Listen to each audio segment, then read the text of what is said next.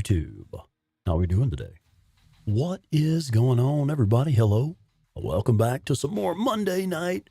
Days Gone Remastered, PS5 Pro, Survival 2, Permadeath, whole game, and stuff or something. I don't know. Hi, what's going on, everybody? Welcome in. Let's say hi to the chat. Charles Beatty, first one in over there on YouTube, and check it out. I don't know how to say that. Bastiker7 is the first one in on Twitch. We also have Miskovilich on Twitch. Welcome in. And back on YouTube, we have Hammer Valley, Sir K Daddy, Mark G, Phoenix, Jason McDaniel, Violent Jones, and Scrolling Raven Black Sparrow Plays, and Sir K Daddy, Rodney Summertime Summers, Doomer of Fortune, Warhorse 500. Well, that's everybody that made it in time for that first little shout out. Welcome in, everyone. Oh, right there's Raekwon the chef. Raekwon, what's up, man? Welcome in, guys. Yeah, we're going to do the thing. So what we're doing, let's pop over to the map. We'll have a look at it. We did already get all of the map cleared in this region. So, yeah, shit, I think we only have like one Nero injector left. Yeah, literally one Nero injector. Let's check. Yeah. Stamina and focus are full. Health will be next. Hey, we have a skill point I need to spend. We'll look at that here in a second.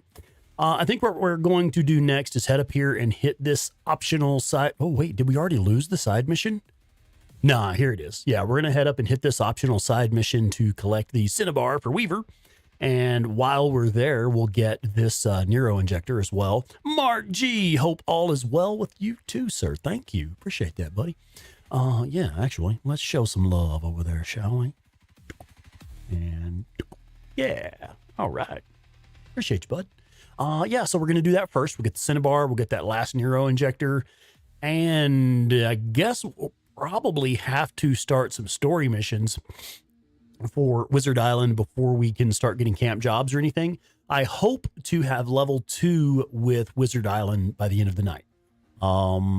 That will give us both the Chicago Chopper and the BFG sniper rifle. Now, the Chicago Chopper, I actually don't use much. I generally use the auto shotgun as my primary weapon. That's my weapon of choice for the primary slot. The Chopper's great. It's nice to have, but I do prefer the auto shotgun personally. Carl Marks, welcome in, Carl. Howdy. Let's do it. So we're currently at Diamond Lake, so we're already really close to and pretty well set up for that mission. What are we going to do with this skill point, man? Have we maxed out the survival tree? We've entirely maxed out the survival tree. We've pretty much maxed out the ranged tree. I don't care about the crossbow skills, and I still don't know what this actually does, or if it's, I mean, I've seen people use it. Somebody shared on our Discord a while back a quick video of using it and what it does, but I just don't find it very useful. I can't understand why anyone would ever want to follow up a melee attack with a ranged attack. Why not just use ranged attacks? Don't have much use for that skill personally. And then let's see, we could regenerate stamina for melee kill. Again, don't have much use for that because we don't use much melee. Increased chance for critical hit or takedown. Again, don't have much use for that because we don't use much melee. Field repairs, don't need that because I know where to pick up the weapons at. I don't need to repair them and don't use much melee. So that leaves Rock On as something like I could actually get and might use every now and then. This one is a cool way to get resource-free kills because you can just smash them in the face with a rock and then shank them in the neck with the boot knife, which doesn't use any resources. So that's pretty handy, I reckon. Let's see who else is here. Irish Molly has joined the chat. Good evening. Anubhav, welcome in. Debbie Lanham, Taco Man 99. And the Hoofan one. Oh, Hoofan, you just got Sarah's gas tank. Nice. I love that carries over to the main game now. Anubhav, it is in fact Pantera. They did a reunion tour a couple years ago. Most of the surviving members of the band got together, and they had like the drummer from Anthrax and Zach Wilde was their lead guitarist, taking the place of Dimebag Darrell. Yeah. So they came to Denver, Colorado, and Claire scored us tickets to go see the show. And BA Striker, I see you over there on Twitch telling me how to pronounce it properly. But yeah, Pantera and Lamb of God came to Denver and Claire scored us some tickets, and it was a fantastic show. So yeah, I wear the shirt often. Yeah, right on. Let's see. Oh, game screen isn't up. Thanks, man. Actually, I do appreciate that, honestly, because I do forget. I'm still not used to having an introduction screen. I was like, why do we need this? Oh, yeah, I guess it is cool to just kind of sit there and do a face-to-face and chat for a minute and stuff. So, yeah, thanks, man. Need to say hello to Lama Rob, Lama Stay, and Melissa S. Good evening. Oh, so Melissa normally comes in and says, guess what happened at work today? She didn't even open with that. She opens with, fucked up at work today. Oh, you did personally? Or it was just a fucked up day? Wow. Okay, so we got Rock On. And yeah, shit, let's do it, man. We might as well kick this off. Metal, baby. Saw Big Four at the Yankee Stadium. Nice. Anthrax, Megadeth, Slayer, and Metallica. Yeah. Now, I'm honestly a little offended by the Big Four concert. I really think that they should remove Anthrax from that heading and put Testament in there instead. Megadeth, Slayer, Metallica, sure, they're in the Big Four. But rather than Anthrax, they should have Testament in there. Personally, that's my opinion, because like Anthrax hasn't put out a good album, in my opinion, since the early 90s. Maybe Among the Living was the last really good album they put out, in my opinion, where Testament is still cranking out kick-ass, heavy fucking metal. In fact, their last two albums are some of their best. And like bands like Metallica, they've kind of slowed down a bit. You know, they're making old guy metal these days, where fucking Testament is still cranking out some serious metal. Just my opinion. Yeah. I personally don't think that Anthrax should be in the Big Four. I like Anthrax. They're okay. Nothing personal against Anthrax. But in my opinion, like I say, they haven't put out like a really good album. Early 90s? I think even Persistence of Time in the mid 90s. I didn't care for that one. I didn't like it.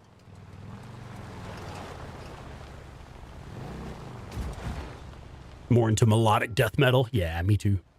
I am more of like a really hardcore death metal type guy. I'll probably get myself canceled for even saying this, but like shit like Deicide and Cannibal Corpse and Morbid Angel, that's my jams right there. Nothing in here. I haven't been super active on the Discord recently, but not too long ago on our Discord, we created a music channel where folks could share some of their favorite music. And I put a band in there, somebody I discovered just recently that I'm really enjoying. It's a band called Discarnate. Fucking kick-ass metal. Really, really pleased. And that's one of those bands that just YouTube's recommended videos showed those to me one day. They just showed up in my recommended videos, and I was like, all right, I'll try it.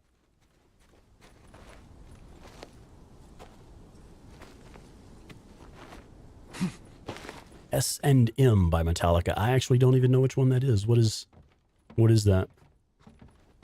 Here we go. Or test Cannibal Corpse. Yeah. Yeah, Cannibal Corpse was actually the first time I ever heard Cannibal Corpse was in I think it was the director's cut of Ace Ventura, the unedited Ace Ventura. There's a part in that show where he needs to go talk to somebody who is running a Save the Whales operation from under it's in the basement of a death metal club, and he goes into the club and fucking Cannibal Corpse is playing. They're the band that's performing at the club. Thrash Monkey 30 in chat, only a handful of likes, folks. Please do remember to hit like on your way in. Oh, the Symphony album. Okay. I don't know that I've ever listened to that one. Early Cavill, welcome in. Dar % shoot. Welcome in, Dar. Love this game. I hear that. Heck yeah. Howdy. I think my favorite type of music is technically defined as brutal death metal, is like the actual name of the genre. That's my jam. The Hobbit 1901. Welcome in, Hobbit. Okay, what did he say? Red Rock, Dull Luster, Cinnabar. Iron Maiden. Shit, yeah. Yes. Hello, me. Meet the real me. Was that Slim Shady? Now, I will say, I don't like rap. I just don't have any use for it personally. But Eminem, that motherfucker's funny. More bounties. Like some of his old school stuff is just hilarious.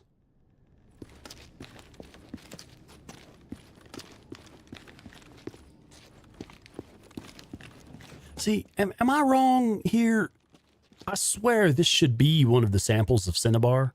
But it's like some of them don't show up until you've already been in the mission for a minute, I think. I could be mistaken. Because yes, I I still get lost in here sometimes, I'm not going to lie. Like there's always one or two that I'll spend like 15 fucking minutes running around looking for them. Miss Kovalich, you like Duran Duran? Hey, there's nothing wrong with that. I don't hate on good music. Got it. Clear nearby enemies.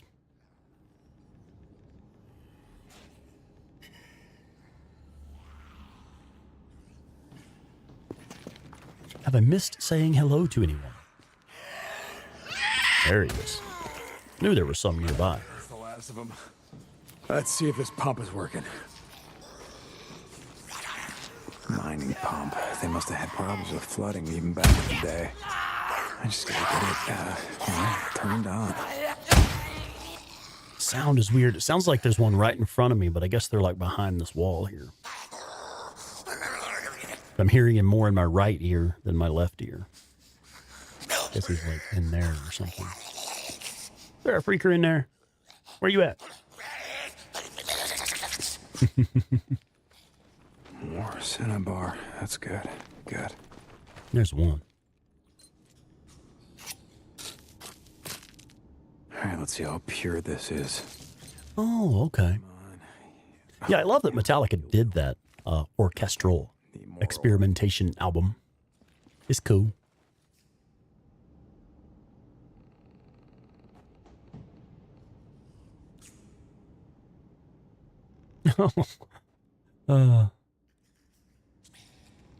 Wow. So the mom got lost. Holy shit. Oh, yeah, there should be some crafting materials up here as well, I think. Auto shotty sounds different, you say. Maybe. It might just be because we're in a cave. I don't know. Or it might just be the slightly different audio in the remaster. Avenged Sevenfold. They're all right, yeah. More modern stuff, yeah. Contemporary metal. Clear nearby enemies. There isn't anybody nearby. Fine, whatever. We'll probably have to come back for that one. Needed this. Iced Earth, yeah. Iced Earth is pretty good. Good. I like their music. Like they have really good music.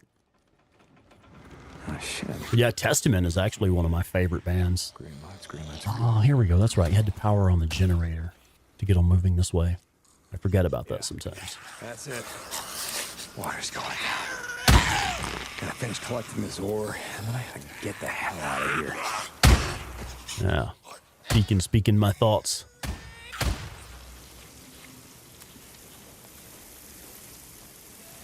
Come on, come on, come on. You know, I'll be entirely honest with you, Llama Rob. Not only is that a great question, but yeah, actually, when I first started playing Days Gone, I was very cautious and stealthy. Like, I would creep in the bushes, use rocks to make enemies, move closer to me. I would still mostly use firearms, but like, something with a suppressor on it. I didn't discover the auto shotgun until probably my third playthrough, I think. So I didn't necessarily use the overwhelming force play style. I would tend to be a lot more cautious, take my time. The way I approached hordes was totally different when I first started playing as well. I remember when I first started playing Days Gone, my approach to fighting the hordes was, I think I actually said a few times, if your horde fight devolves into a run and gun, you've already lost control of the battlefield. Because I was pretty hardcore about only using like traps, you know, setting explosives in choke points and, you know, leading them through the traps that I had set, hiding in the bushes and throwing attractors and grenades and stuff like that, setting mines to lead them through a path of mines, things of that nature. I was a lot more creative and craftier when it came to horde killing in particular, where now I do tend to be a bit more overwhelming force with it. But it's just because I've done it so many times. It's like, yeah, we'll be fine. Let's just jump in the middle of them and kick some ass. No big deal. Here's some more. All right, let's see how pure this is. Drifter, welcome in. Okay, good. Yeah, it's one of those games I'd love to play again for the first time. Samples is all I need. Miss Kovalich, just remember your first Metallica concert. They played One. Yeah, that is an amazing song. Yeah, in my opinion, and again, I guess I'm probably showing my age a bit here, I suppose. And Justice for All was the last really good Metallica album, in my opinion. That's the last Metallica album where I was like, oh my God, this is just peak metal. I do feel that was actually their masterwork. You know, a lot of people use the figure of speech incorrectly. A lot of people say their masterpiece rather than their masterwork. A masterpiece is the piece of work that you submit to other masters to gain the rank of master. A masterwork is that one most incredible piece you've produced that you will never be able to top. And in my opinion, and Justice for All was Metallica's masterwork. That was the one that they will never be able to top. That is peak metal. Hey. All right. Good night, Bubba. For a second, yes. Yeah, I'm just kind of, I'm actually mining for precious minerals. This is called cinnabar, and we make mercury from it. And Deacon! Yeah, and Deacon. Yes, sir. You got it. Yes. Yeah, he's deadly like mercury. Which brings me to another point. My absolute favorite, all right, my favorite way for death. Heavy metal poisoning. Only one way to find out. Heavy metal poisoning. Isn't that just sounds cool. I mean, I know it's actually a horrific way to die. It sure sounds cool. Heavy metal poisoning. That sounds like how I'm going to go out. Oh, hey, check it out. Something Wicked this way comes. Welcome in, Something Wicked. How's it going? Here before. All right, let's, did I, wait a minute. What are we doing here? Did I miss some fucking cinnabar or something? I am confused. I have two markers for some reason. Yeah. Lieutenant Weaver, this is St. John. I've got. So we need to go find the. St. John, good. I'm almost Need ready. to go find that injector before we head out. Get out. Oh, let me see shit in here. Weaver, I ran out of isopropyl alcohol. Do you have any? Yeah, I got a bottle of vodka back in my tent. Stop by later. Jesus, you never give up, do you? Don't be such a stranger. Fuck off! St. John. Yeah, sorry about that. Anyway, yeah, just drop off the oil as soon as you can. I got some more shit I need you to get. Weaver out. There we go. A Nero beacon. And here? Yeah, the last one, Deacon. Are you ready for this? We're about to max out our health. Another Nero injector. Good.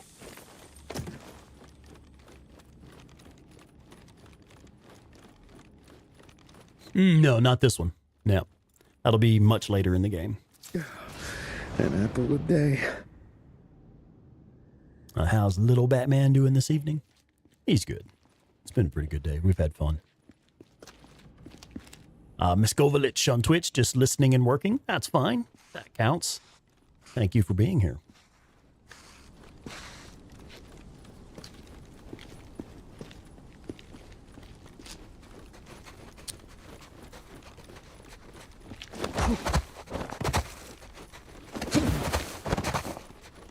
Ninja flip.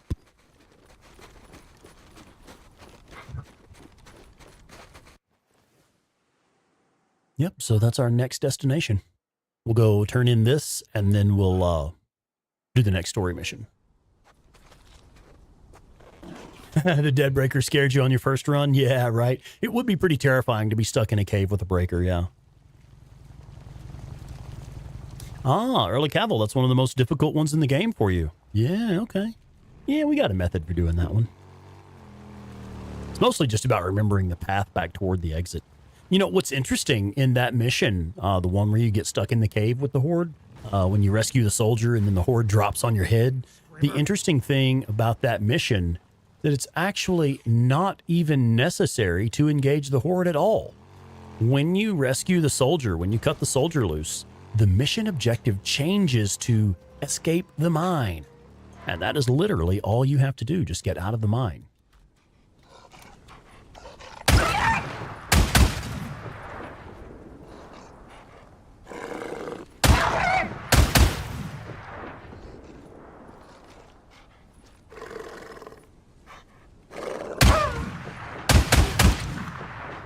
Love the auto shotgun.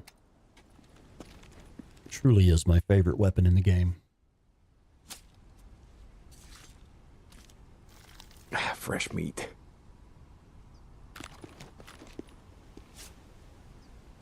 Yeah, so Melissa, you're not like salaried, are you? Where you, you know, you make the same amount every month no matter what?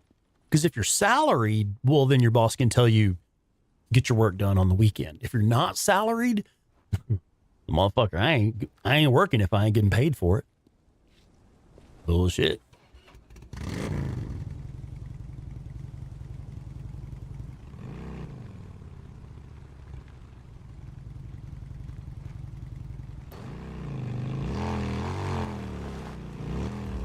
Oh, we're going the wrong way. We need to be headed toward... Where are you telling me to go? Make up your damn mind. There we go.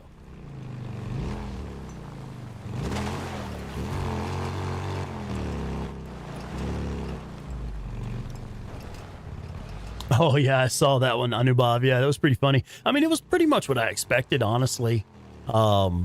Because the guns in Days Gone, sure, they resemble real-world weapons, but they're not meant to look identical to real-world weapons because it's like a licensing thing, you know? You can't use models of real weapons, I assume, unless you're paying those weapon manufacturers to use the likeness of their weapons. I mean, I'm not sure how that stuff works. You would think the firearms manufacturers would pay the game studios. It's basically like, what is the term where it's like advertising? Where you show a can of Coca-Cola in a movie, you know, you're advertising for Coca-Cola in that movie. You know, if the people in the movie are driving Ford trucks, that's an advertisement for Ford trucks in the movie. So you would think the firearms manufacturers would pay the game developers.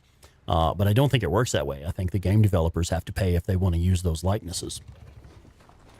Yeah, exactly. Yeah, it's the same reason why you can't name the cars. They can look the same. It's the same reason that the drifter bike is not a Harley or a Suzuki or something, because if you put that logo on the bike, well, then you got to pay Suzuki or Harley or whatever.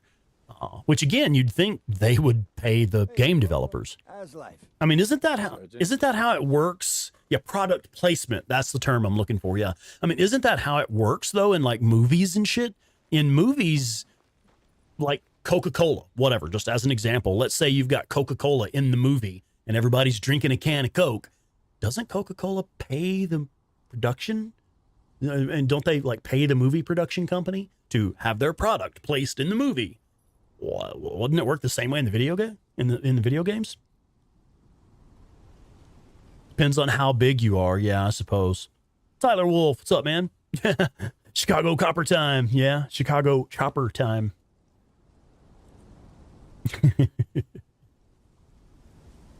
Yeah, I don't know. Maybe guns are different, or maybe why, or something, or just because of the size of the studio. Like the studios, like nobody's going to pay Ben Studio to put their product in the games. Yeah, I do have to agree, Carl, that doesn't explain the weapon swapping where suddenly the weapon is just literally ambidextrous. Just swap everything to the other side. That's not how it works when you lean over the other shoulder and aim with the other eye, man. Junior Maddox 25, what's up, bud? Welcome in. Corporal, man of the hour. Sarge. So that reminds me, we do have several folks viewing on Twitch tonight. And I really appreciate you guys for two reasons. One, just because we want Twitch to be a viable platform for our community. I know a lot of people really prefer watching live streams on Twitch. So we want that to be a viable option for our community. The other reason I appreciate people being on Twitch right now, we've been having trouble with YouTube, guys. We've been having trouble with YouTube. Our last episode was interrupted simply because YouTube freaked the hell out and ended the stream prematurely. It literally just killed the stream, stopped broadcasting. So I had to continue my last stream on Twitch alone. The full episode simply does not exist on YouTube. It's on Twitch because I finished streaming on Twitch. The rest of what was it, episode 14, does not exist on YouTube. It did not broadcast to YouTube because YouTube killed the feed prematurely. Excuse me. And it was not an issue on our end. Confirmed. It was not an issue on our end. It was a YouTube server problem. Because like I said, Twitch was going fucking smooth sailing, man. Smooth as silk. So the reason I mentioned that, I'd like to bring this up. I want to encourage all of my viewers, especially the folks who hang out in the live streams with us. I want to encourage all of my viewers, please get set up on Twitch. I'm not asking you to watch on Twitch regularly. That's your choice. But please do get set up on Twitch. At least like have the app available, have an account on there, so that if the stream dies suddenly on YouTube, you can pop right over to Twitch and finish watching the rest of it if you like. I will say Twitch does have better image quality. The video always looks better on Twitch. It's just a clearer, crisper image. I don't know why. I don't know how they manage it because we're uploading at the same bit rate to both platforms. It's the same resolution, the same bit rate to both platforms.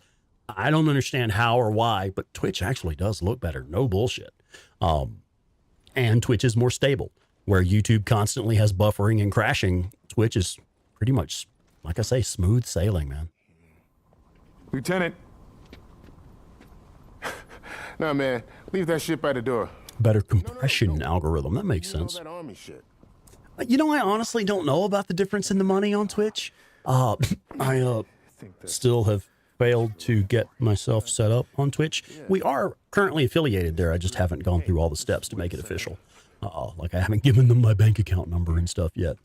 So I'm technically still not getting paid by Twitch at all. But I'll do some research on that. I'm actually not sure which one pays better. Hey, man. By the way, how did it go with the Wizard Island Witch? You mean? Oh, Tyler Wolf, you prefer Twitch. That's your permanent. Yeah, right on. Glad to hear it. And Sabby the Hobbit. Yeah, I've noticed the Hobbit 1901, you hang out on YouTube, but you also participate on Twitch quite a bit. I appreciate that. I see your comment there. I love Twitch, yeah.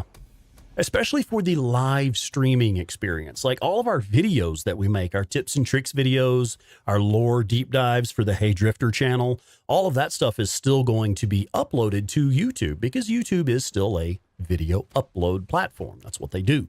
However, Twitch is the superior live stream platform because that's what they do.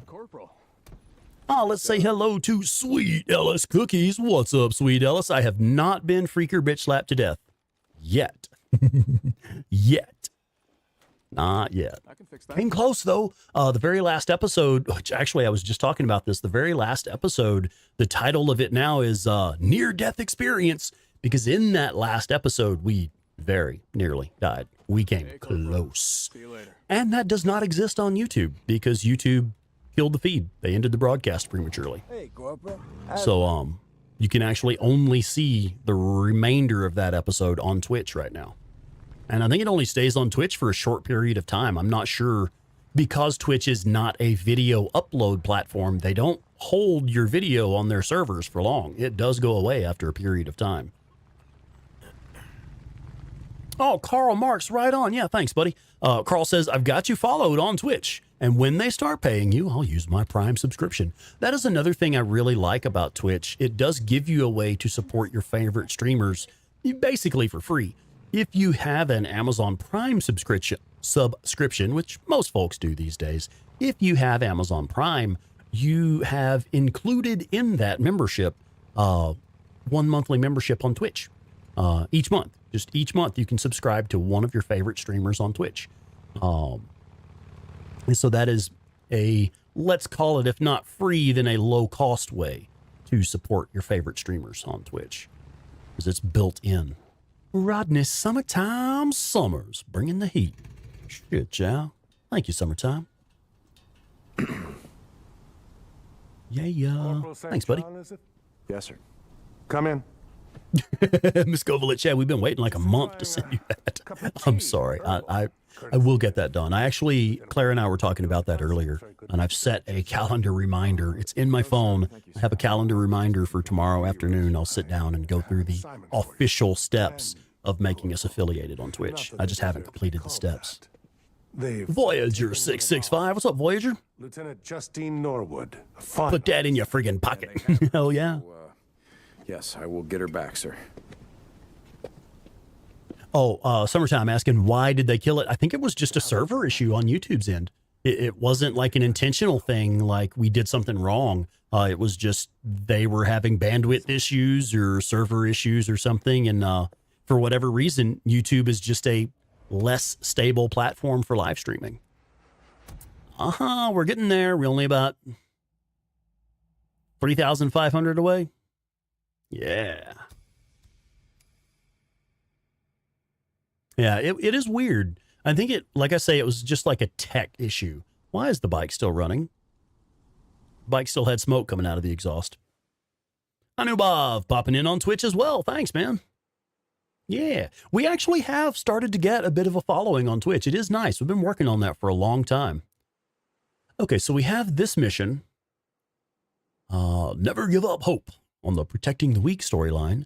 And this will give us 1,800 trust with Wizard Island. So yeah, that's going to have to do. It is currently 4:53 p.m. So we're going to hit the tent down at the bottom of the hill. And Corey's got a job for us also. Captain. Yes, sir. He's going to have to wait because we're concentrating on level 2 with Diamond Lake. I'm sorry, I said that wrong. We're concentrating on level 2 with Wizard Island right now. So we'll be doing missions exclusively for Wizard Island right now. Llama Rob. Yeah, having us watch ads on here is supposed to earn you income. We got to get me set up, yeah. Because you're still sitting through ads on Twitch, aren't you? That's my fault. I've known about it for about 2 weeks now. I got the official notification that I was eligible for affiliate status on Twitch. I got that notification about 2 weeks ago, and man, I just keep forgetting.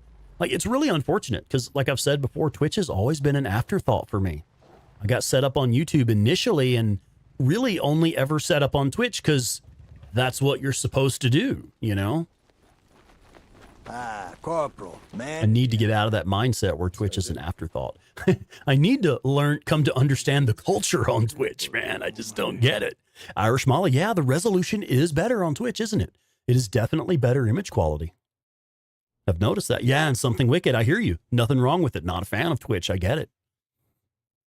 Would you be able to clarify what it is you don't like about it? And I'm honestly just looking for feedback from the community. I'm just curious.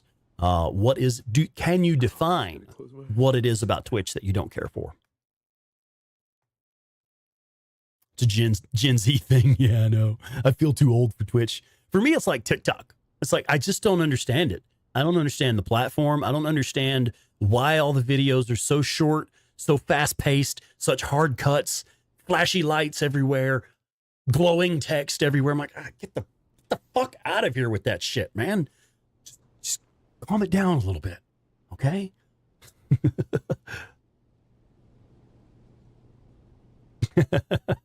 Yeah, try some Red Bull. It gives you wings, huh? The interesting thing is we've actually done all of those. We have done all of the bike jumps in the game. We have all of the injectors, so we've got that all knocked out. Yeah. Setup's not easy to navigate. I can agree with that. I don't like the user face. The user interface is less intuitive, I think. All right, let's just start filling stuff in now. It's a good thing Jensine wasn't around during the disco era. That is probably a true statement, yeah. Yeah, Instagram, TikTok, they're just a different universe for me, man. Yeah, Llama Rob, better resolution and no buffering. Yeah, rarely ever you get buffering on Twitch unless you actually have signal issues on your end. Sergeant? And then you can still reduce the resolution. You can drop it down to like 480p, 720p, stuff like that. Yeah, something wicked. Even using the Prime membership to donate monthly is a bit of a hassle, yeah. Took me a little while to figure it out because I have an Amazon Prime membership myself personally. That I use both for the business, ordering shit that we need for the channel and stuff like that. But also, I use my Amazon Prime monthly membership for 8-Bit Terror's Twitch channel. Yeah, right. I mean, shit, honestly, summertime, me too, man. All the flashing lights and stuff. It's like, nah, I can't dig it, man. Just calm it down a little bit. Which is funny coming from a guy who likes, like, extreme heavy metal.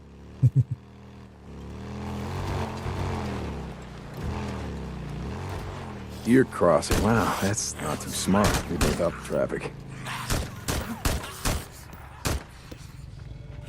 No, I was going to wait for that guy to come back over the rocks. Take that last shot.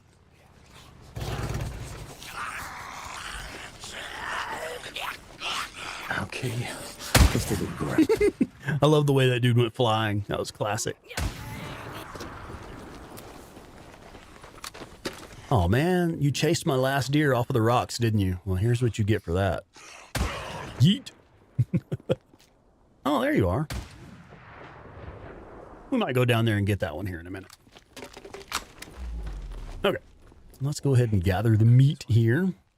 Won't really need to do this much more after this point. Because basically once I get to level 2 with Wizard Island, we're pretty much okay. I may, honestly haven't decided, I may continue to harvest meat. Because it is nice to have level 3 with Wizard Island. It's nice to have level 3 with Diamond Lake. I just don't really find it necessary, honestly. Level 3 with Copeland's Camp. It's nice to get that last cutscene, just as a, kind of Deacon cutting through the tree there. Just kind of a gameplay tip for folks who don't know. If you have level 3 at Tucker's Camp and Copeland's Camp, you get a bonus cutscene at the end of the game. Either or. Bonus with one or both. But it's not necessary at all. In fact, I find Copeland's Camp a bit redundant to hit level 3 there. It's like, well, he doesn't have any bike upgrades I need or want. There is no safe path down to this part, is there? Well, that one's out of there. Never mind. No, not this way.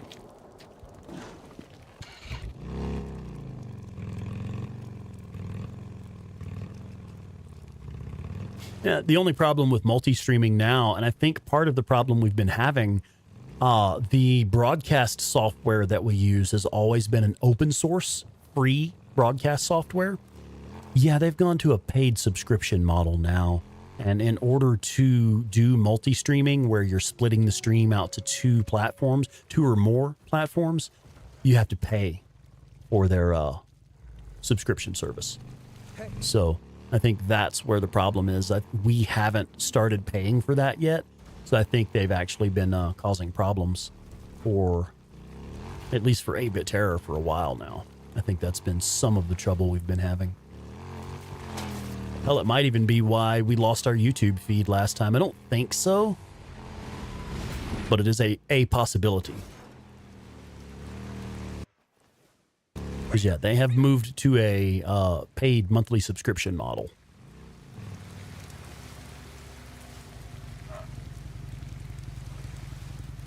I'm honestly not sure. I didn't look at it. It's one of those things where it popped up on the screen and I just clicked off of it like, fuck you guys.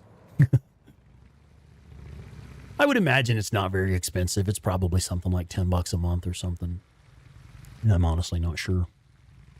There may be a discount if you pay annually or some shit like that. It's another one of those things. I had a sleepless night recently where I literally got 0 sleep. That's runners. I literally got 0 sleep. I just stayed up all fucking night. I couldn't help it. I tried to get to sleep. I really did. But then I wanted to wake up early to get some yard work done. I needed to mow the yard and do the edging and the blowing. And so I knew I wanted to wake up super early, and it got to like 5 o'clock in the morning, and I still wasn't asleep. The sun was coming up. I still wasn't asleep. And about 5:30, 5:45 or so, our editor contacted me. He's going on vacation, so he's not going to be able to produce any videos for us for a few weeks. He contacted me to let me know what his progress was on our most recent video he was working on. And I was like, shit, this is important. I need to get up and take care of this. So I was like, all right, no sleep tonight, man. So I went ahead and got up, and we got the information we needed for the new video. So Claire was able to finish it. It's actually ready. It's going to be uploading tomorrow. We'll have a brand new video releasing tomorrow.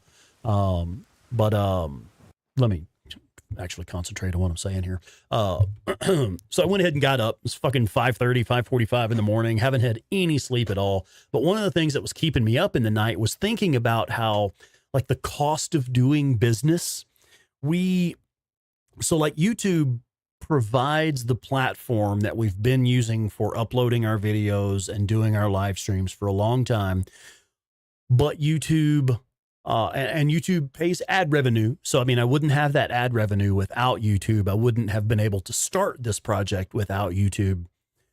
But also YouTube takes a cut out of our memberships and takes a cut out of our super chats. It takes a cut out of all of that viewer contribution. So like, that's like the cost of doing business. You know, YouTube wants their cut of your money that you're making off of it. And then like we have Buy Me a Coffee is another way to support the channel. And, you know, Buy Me a Coffee charges a cut of the viewer contribution you're getting through them. Fucking the video editing software that we use, Adobe Premiere Pro, used to be like you pay some money and you own the software for life. And now they've switched to a subscription model. So it's like like $350 a year, the package we pay for.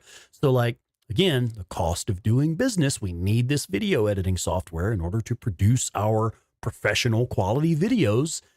So there's another, you know, somebody else taking a cut out of the money we're making. You know, now fucking the streaming software we use, Prism Live, it's great software. It's been really good stuff. But now they're going to a subscription model. They want a cut of the money. Again, it's the cost of doing business. You know, so there's all this shit that just keeps cutting in and keeps cutting in and keeps cutting in and keeps cutting in. It's like, no matter how successful we are at growing the channel, no matter how fortunate we are at getting viewer contribution, there's always some motherfucker trying to take another cut of it, a bigger cut of it, constantly. You know, it's like, no matter how well we grow, no matter how well our viewers support us, it's still impossible to make a fucking living off of it. You know, it's just, that's the kind of shit that keeps me up at night, man. Anyway, I'll shut the fuck up now. Rant over. Let's go play the game. Because it's never been about the money. It's never been about the money. I started making videos to help people. Like, I know folks would be having trouble on Days Gone, having trouble getting started playing Days Gone. Which it's got a pretty stiff learning curve in the early hours of the game. And someone would ask a question or be having a problem. I'd see it on the Days Gone subreddit, and I'll be like, well, shit, I'll just make a video to answer that question. It's easier to draw you a picture than write a 5-paragraph essay to explain how to go get the SMP9, you know? So I started making videos. Like, that's the easiest way to solve this problem. And so that was like literally how it started, was just making content that was helpful for people. And then, of course, doing shit that I thought was entertaining, like my first No Shots Fired horde kill videos, the Iron Butte horde No Shots Fired. I just made that because I thought people would find it interesting, you know? Boy, if you don't stand still. All right, let's check the health. I think I'm okay on health. Might be able to fill up my health with headshots. Anyway, as I was saying, it's never been about making money. I never started producing those videos to make money. It was all about having fun and helping people. And it still is, man. It still is. But look at the amount of time we put into this. Claire and I have literally been working pretty much all fucking day. Like, all day. I've been sitting here at this PlayStation recording gameplay footage for the next 2 videos that we're making. And then we're sitting here doing this live stream right now. That's another 2 to 3 hours of my day. I would say, no bullshit. I'm not exaggerating. I've put in, it'll be between 7 and 9 hours today. That's a full work day. You want to know how much money I've made so far today? About $25 for like a 7 to 9 hour work day. Now that doesn't include the ad revenue that we made off the views I've gotten from my videos. Because like right now, all day long, the videos that we currently have on YouTube have been getting views. So there's like, I don't know, probably $5 or $10 of ad revenue that we've made today. And then $25 we've gotten in viewer contribution this evening, which YouTube takes a cut of. We were just talking about the cost of doing business. So it's like, it's never been about the money. But I'd like to be able to make a living off of it. The hours we put into this, we work hundreds of hours per month. It's like a full-time job. And Claire is working full-time as well because she actually does work full-time from home. I work a day job to pay the bills, to make sure that our bills are paid. And then she works full-time from home, just producing videos and live streaming and stuff. Yeah, your work ethic is part of what I'm talking about. What's that? How I wish we could actually make a living off this shit. But the cost of doing business, everybody wants their cut, like Prism going to a paid subscription platform, all that shit. Okay, I need to shut the fuck up for a minute and pay attention to what I'm doing. Sure. Check down! What was that? I'll catch up with the chat here in a minute, guys. Finally! Open fire!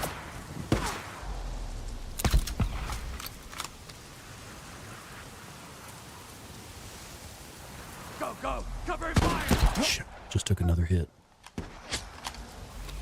How does that help? We're good. I've been trying to fill up my health every single time I take a hit on this playthrough, but I think we're all right now.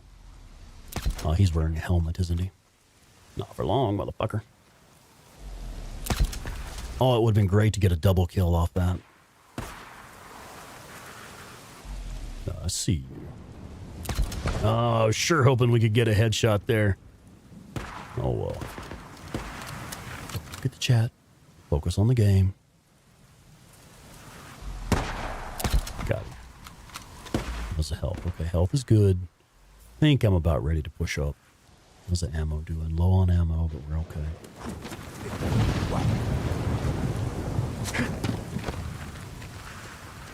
One second, folks. I'll catch up with y'all here in just a second. I see you peeking. Right there. All right. I hear the heartbeat, so there's definitely someone inside this trailer. In fact, I see them. I think they're moving around behind this box here. No, not quite.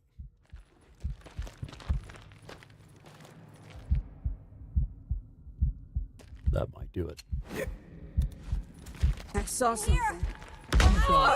Okay, hang on. I can't see anything. They're down! There we go. Utilize your tools. Got to use them crowd control tools, man. Hang on, I'm coming. All right, folks. Oh, hey, I need to say hello to Doin78. I still do not have a start date on the new job. I have checked in with them recently, and so we've made progress there. As far as I know, we are still good to go there. Just haven't officially been given my start date yet. Logan Cunningham, welcome in. You okay? All right, listen. Camp's clear and your bike's still in one piece, so can you just get back alone, huh? Oh, yeah, there probably, Logan, I see your comment there. Yeah, there probably are some cheat spots for that horde, yeah. Or are you asking, oh, you're asking, is there, I'm sorry, is there a spot so they can't get you? You don't have any explosives and you only have the RPD and chopper. Dude, if you've got the RPD and chopper, you're good to go. Just utilize that bridge there. Because actually there's a couple of spots you can use. Shit, I wish I could think. I don't think I have any videos specific for that horde. You can get up on top of the train cars. There's like crates stacked up that lead up to the top of the train car. You have one train car in the front close to the tunnel, one train car in the rear further back from the tunnel. you can hop up on those boxes and hold your ground for a second on top of the train car, because they can only climb up those boxes to get to you. They can get to you and overwhelm you up there. You will have to give up that position after a moment, but you can hold that position for a little while and dominate them for a moment. And then you just roll back off the top of the train and move up to the second train car, do the exact same thing, climb up the boxes, hold your position there. They can only climb up the boxes. And then you roll back and fall back to the bridge itself. And you can use that bridge as a really effective choke point. I also recommend, if you have them, smoke bombs. Don't forget about your smoke bombs. You can get up on that train car, throw in a tractor if you have one, right in the mouth of the tunnel. They'll cluster up around that, drop a couple of smoke bombs really fast, and you will be able to pin down the horde. You'll be able to pin them down at the opening of the tunnel there and just fucking hammer on them for a minute with the chopper or the RPD, either one. And you'll be able to get most of the horde, or a lot of the horde, before they even start coming up to the top of your train car. But yeah, if you climb up those boxes to the top of the train car, they can only come up that way to follow you. Give up that position, fall back to the next train car. When you have to give up that position, fall back to the bridge, and you should pretty much have them under control. Okay, hope that helps you out, Logan. One and only OG Boy 805, welcome in. Thank you for that. Let's see. Haven't missed anybody. Gaming JY, welcome in, Gaming. Yes, Gaming JY. That is actually the next step for us. That's something else I need to start reaching out to different game companies and see if they'll send us some early release codes, some early access codes, so we can start doing like early access reviews and things like that. I really would like to avoid doing sponsored content. It may be necessary because like that is actually how a YouTube channel pays the bills. If you watch any videos out there on how to make a successful YouTube channel, if you're watching those videos, step number one is like 75% of your income should be coming from paid sponsorships. I don't really want I don't want sponsored garbage in my videos. I don't want sponsored segments in my videos. I don't want that. I do want their money, but I don't want to put the sponsored segments in my videos. It's just one of those things, man. It's a necessary evil in some ways, I guess. But yeah, that is a step. I've considered even doing like review videos, like maybe on another channel, start a channel where all we do is review shit and get paid for it. But there's not much money in that either. That would be a second full-time job for me. But yeah, that is definitely something that is in the near future for us, reaching out to game companies to get early access review codes and possibly sponsored content. Zylock DNB, Zylock, welcome in. Kiran, welcome in as well. Monday was a short stream on YouTube. The rest of the stream is still up on Twitch. And like I was saying earlier, folks, if we have a situation where YouTube ends the stream prematurely, pop on over to Twitch. We'll probably still be going there. Let's see. Let's say hello to Jason McDaniel. Jason, what's up, man? Working and lurking tonight? Okay. Oh, lurking because you've got a badass storm. A branch came down on the roof last night during a storm. Holy shit, son. All right, we'll get you a cold beer and just kick back and just watch the stream, man. Low pressure, dude. Low pressure. Yeah, stay hydrated with beer. Let's see. Webster is here. Webster, what's up, man? What have I missed on Twitch?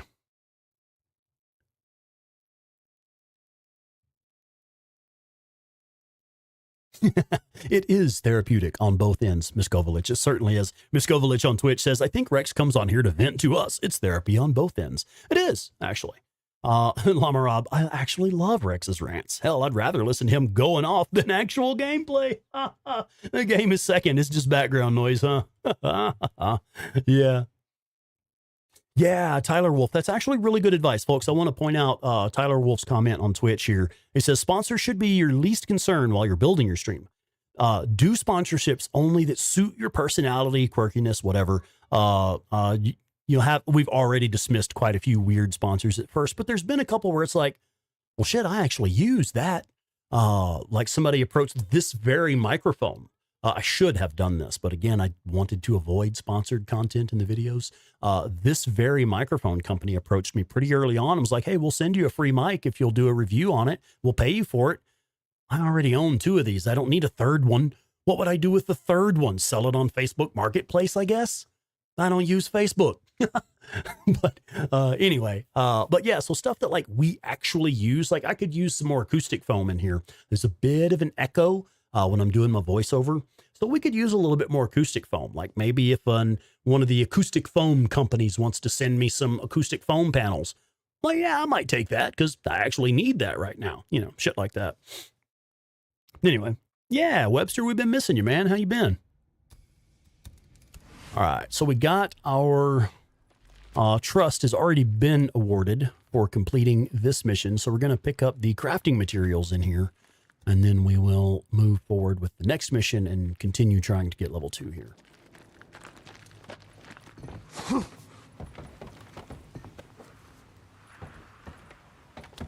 But yeah, it's one of those things like I was saying, if you watch those videos on how to grow a successful YouTube channel in 2025, the top advice in every one of those fucking videos is going to be 75% of your income should be coming from sponsored ads.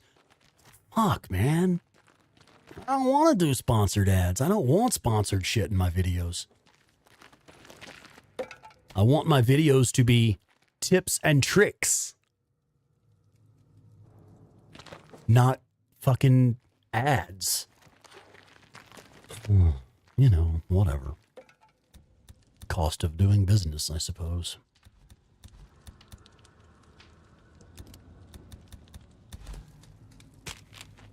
Robbie McCauley, welcome in, Robbie, and Echo Warzone. What's up, man? Here's the tip: Q's ads. Go with dude wipes. I actually just use the Huggies Natural Care wipes. I do keep a pack of wet wipes in the restroom. It's one of those things that's like, I always thought that was kind of silly, you know, but after having a kid, you know, my kid, she's fucking 19 now, but after having a kid, of course, I started keeping wet wipes in the house when you're changing diapers all the time. And I was like, oh, this is fucking brilliant. Yeah, everybody should have these in the bathroom, man. We do have, we actually are Amazon affiliate. What would we sell? I don't sell any products, but I mean, that would be useful. Like I mentioned, this microphone. Let's say I had taken up the offer to do a sponsorship for this company. Well, then I could also have this microphone as one of the things you can buy off of our Amazon store. So yeah, you watch my video, I get the ad revenue, I get the ad revenue off of that. Then I get like the sponsorship, whatever they're paying me. Then I get commission as well if you actually buy one. So, I mean, that's the kind of shit where, you know, each step ties into the next step, and you actually start making money. So we actually do have like where we can get commission off of stuff that we sell you on Amazon. But what would we sell? I can't think of any products I'd want to sell. Yeah, like a link to the microphone so you get commission off of it. Yeah, sell tips and tricks. Yeah, we kind of do that already. Oh, hang on. I need to go say goodnight to the kiddo. I'm sorry. Allow me 1 second. Not going anywhere. I just got to say goodnight to little man. I'll be right back. Hey, baby.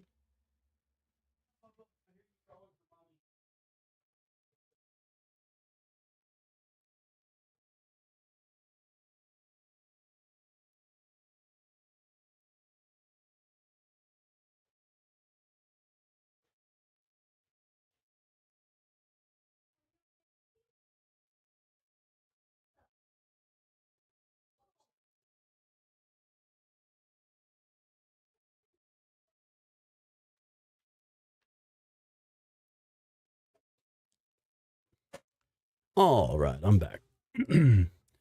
Oh yeah, it's already on the list, Jason. Whatever they're working on, man, I want to be one of the first people to review it. That's just a hopeful, wishful thinking kind of thing, but definitely, yeah. We could push the throne wish list more. Yeah, we do have like a wish list, which actually I guess it would be smart to the items that are on the throne wish list, if they're available on Amazon, we could add those to our Amazon affiliate links where we get money off of it. So then if you send us a gift, we're also getting commission for you buying it. I never even thought of that shit.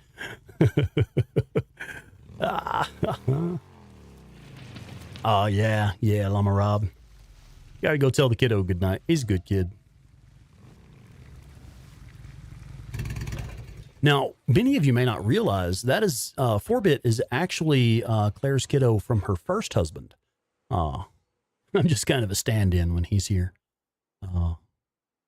But yeah, he's a good kid. We get along pretty well. Get along like Deke's bike and the fender of that car.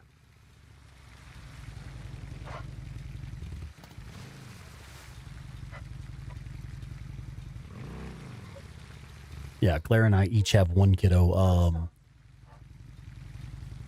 I have a daughter that's 19 now. I've had custody of her since she was like 3. Oh, screamer.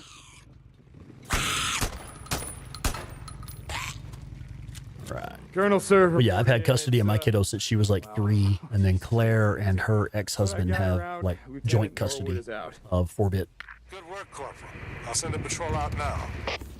Correct. Kieran, Claire is 8-Bit Terror, host of the Days Gone podcast. Make sure she made it. St. John out. That's actually that's how she and I met. Colonel, sir, just checking in on Lieutenant Norwood. Corporal, I've just read her report. Jason, yeah, absolutely, man. Like if there's one of those things where you have something in mind that you'd like to send to the channel, we actually have a P.O. box. So yeah, send us a postcard sometime. Absolutely. We do have a P.O. box so that we can accept things that are shipped to the channel. Also, porch pirates are kind of pretty fucking bad around here. I've actually had a package stolen off of my porch not too long ago. So I use the P.O. box exclusively for everything I have delivered now. It's like shit, we're already paying for a P.O. box for the business, but you might as well use it for my personal shit too. Anything I have shipped to me from Amazon comes to my P.O. box now.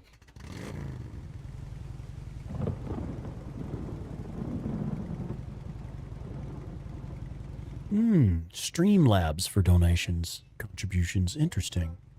No shit. Yeah, Streamlabs isn't the software that we use. Currently what we're using is Prism Live, I think is the name of it. I don't recall why we decided to not use Streamlabs. Oh, Violent Jones, thank you for putting that link in there to the 8-Bit Terror channel.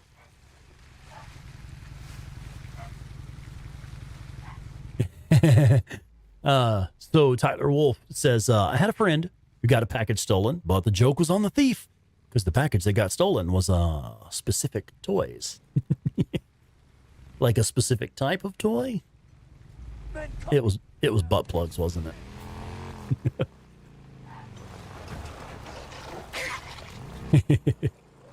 Ooh, runs. Yeah, 8-Bit has a kid named 4-Bit, and then 8-Bit grandkiddo could be 2-Bit.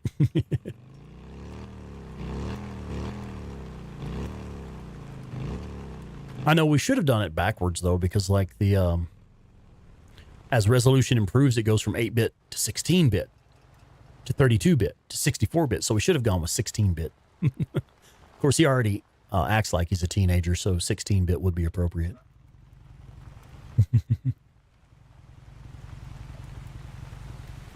Oh, okay. Yeah, we'll try to remember to have another look at Streamlabs, because it may have some features that we like. I don't recall. Webster, what are you using? What software do you like? Because we had started with OBS was the one we started with. But Prism had some features that we wanted to use, specifically being able to multi-stream. But of course now you have to pay for that, as Prism switched to a subscription service.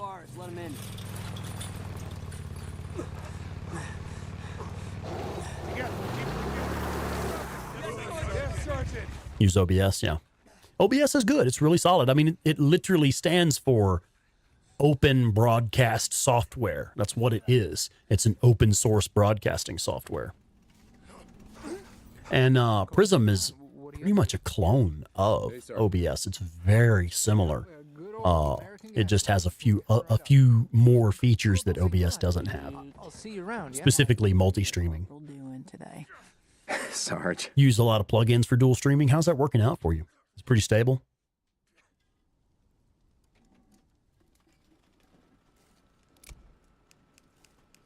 Let's work, people. Keep moving.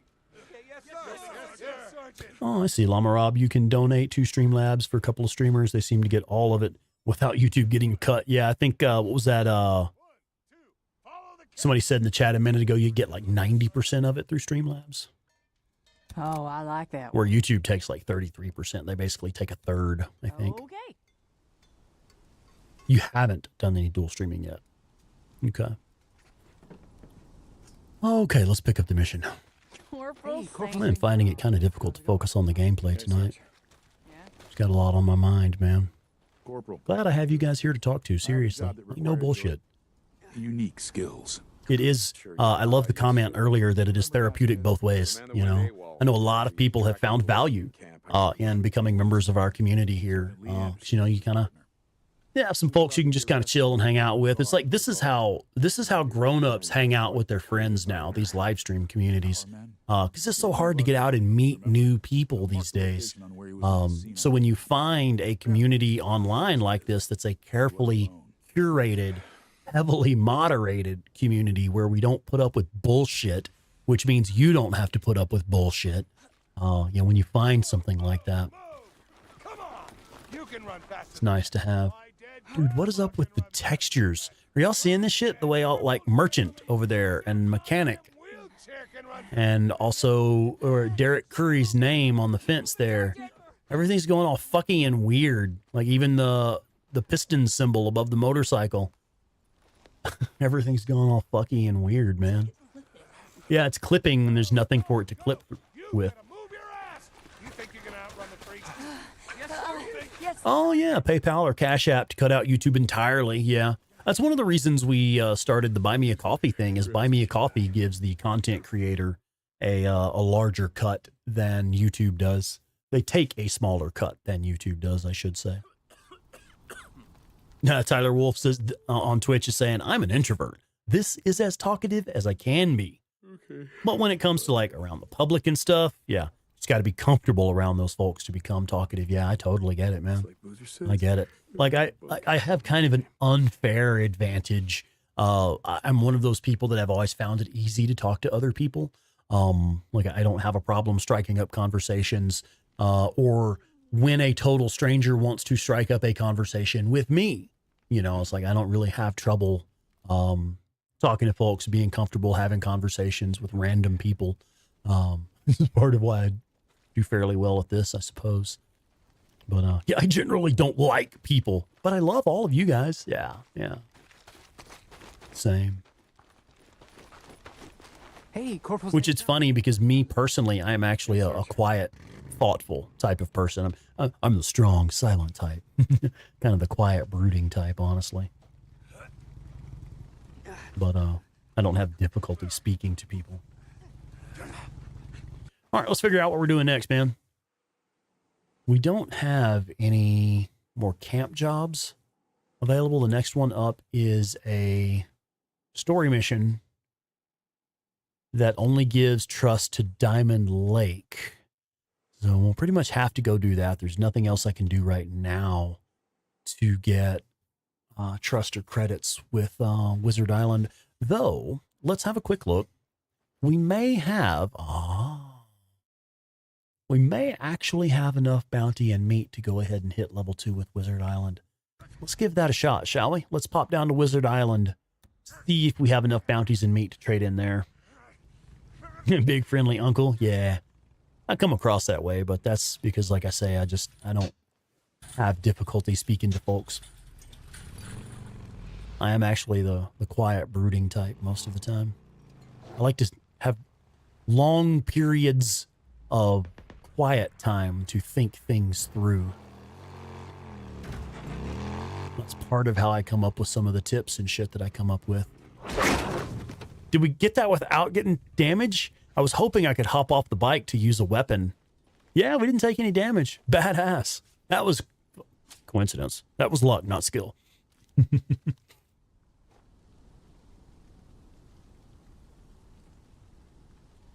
Oh, something wicked. That's an interesting little tidbit there. Have you listened to the NPCs by Deke's tent at Wizard Island? The guy used to be stationed at the lookout tower on O'Leary Mountain. Interesting. I did not hear that, no. Oh, Carl, I like that. I see your comment there. I came for the gameplay. I stayed for the community. Right on. I find it really fascinating that several members of the community, several folks that like to hang out with us in the live stream, never played Days Gone. They're not fans of Days Gone. They didn't come into the community because of Days Gone. Just for whatever reason, they popped in and decided to stick around. Liked what they saw and decided to stick around. I love that. Because I pretty much assume that, well, if folks are hanging out with us and watching these live streams, it's because they love Days Gone. You know, they're fans of the game that we play a lot. That's not always the case. There's more to it than that.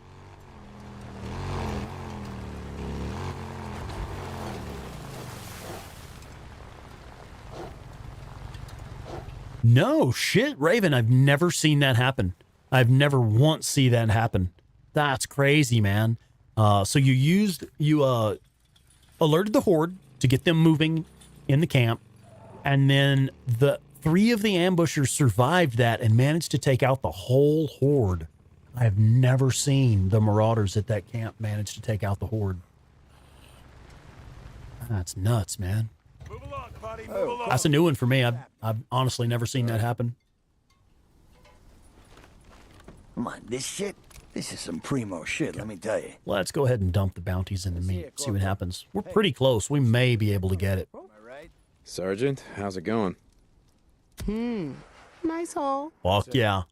Right there with just the bounties. Nice. We are now level 2 with Wizard Island. Which means Corporal in command. it's motherfucking BFG time. You hear me? BFG time. Some hardware, huh? Yeah.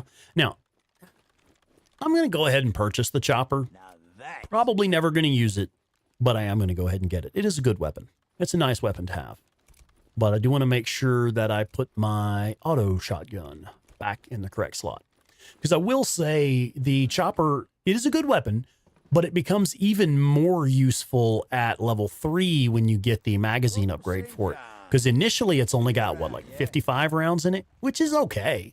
That's pretty good. But the magazine upgrade for it takes it up to, what, 80 rounds? Which is pretty fucking badass. Jesus, bro.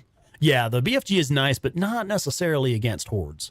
Even with the high penetration rating on it, where it will pierce through multiple enemies, if you can get them clustered up pretty tight, you can take out quite a few enemies with the BFG. So you can use it against smaller hordes. But I would definitely rather have, like, say, the chopper with the BFG for my long-range precision. That's one of the reasons I say the single best loadout, like the actual best loadout in the game, is the Chicago Chopper, the BFG, and the Horde Killer version of the SMP9. That is your most versatile, most well-rounded, air quotes, best loadout in the game. It's just for my play style and my personal preference. I prefer the auto shotgun. Big fan of the auto shotgun, man.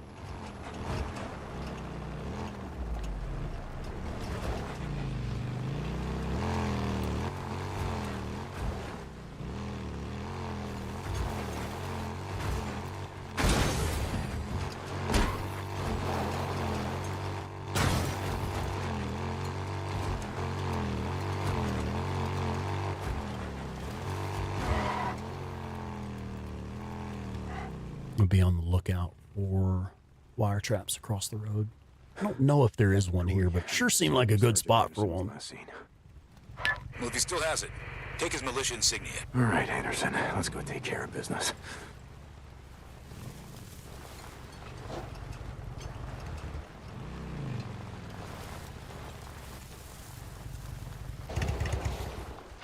All right, let's catch up with the chat real quick.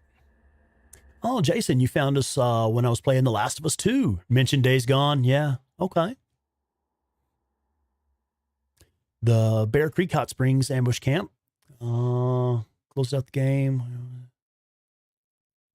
Guess what happened? What happened?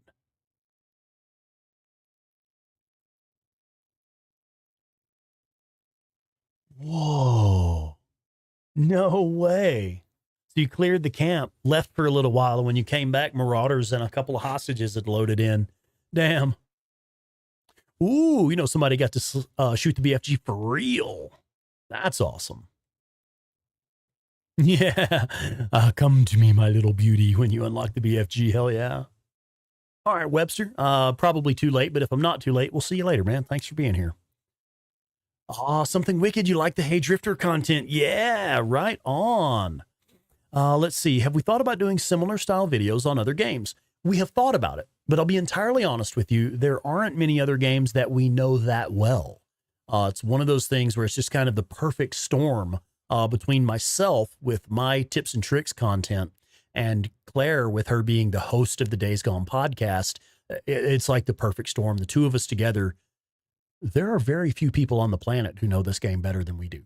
There are, you know, folks in the chat right here who know the game really well, and we've learned a lot of shit by talking to y'all.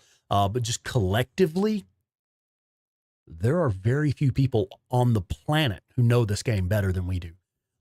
Whereas there aren't many other games that we know that well. Claire, having done the podcast, like she's talked to John Garvin, she's talked to Sam Witwer, she's talked to, I'm sorry, what was the guy that played Schizo? Jason Spizak. I mean, she's literally talked to these people who wrote the game, who played the characters. She spoke to some of the devs like Eric Jensen, Jeff Ross. Those are two of the guys who in part are responsible for making this game special for me. The work that those guys did. Eric Jensen was the lead open world designer. He and his team literally built the world of Days Gone. And Jeff Ross being the project lead, he was the guy that made the game what the game is. So, I mean, she's talked to those people and done interviews with them. So it's like, it's just a really unique combination where there really aren't any other games that we know so well. I know Claire is a huge fan of the Uncharted universe, so she could probably do podcast type production shit on the Uncharted universe.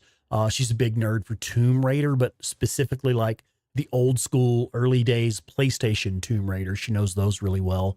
I don't know that there's anything else that we could do where we could really dive into it the way we have with Days Gone. But yeah, it's a great question. We'd love to do that if we had time. Like if we were actually able to do this as a full-time job, we could probably come up with some shit. Cause like I know Fallout really well. I know the Fallout universe, and I know like the Elder Scrolls universe really well. So yeah, maybe we could do in time. Would love to if we ever have the time for it. Let's see what else is going on in the chat, man. Carl Marks, big fan of the RPD and the chopper before you get the IDF pup and the MG55. Yeah. Elijah, welcome in. Elijah just got killed by these wolves the other day. Hopefully we'll be all right in here. We'll see how it goes. Let's see. Jake Bradford. What's up, Jake? Welcome in. It's like cult cinema, but for video games instead. Yeah. Yeah. Right. Let me catch up with Twitch real quick. Oh, the podcast is how you found us. Right on. Yeah. Fucking hey, man. That's how Claire and I met. Discovered the channel by accident. Oh, Tyler says, I discovered this channel by accident. Rex's voice gives me perfect ASMR vibes, so it drew me in. Right on, man. What's that about? It's just saturated Elder Scrolls. Yeah. Just watching the videos from the Hey Drifter channel, doing a lot of learning about it. Yeah, you bet, man. Yeah. Okay, I am going to focus on this for a minute. I'll catch up with the chat again in a moment. We are on permadeath here, so I do need to be paying attention. This is a very challenging mission. Auto shotgun makes it easier. But this mission is no fucking joke, man.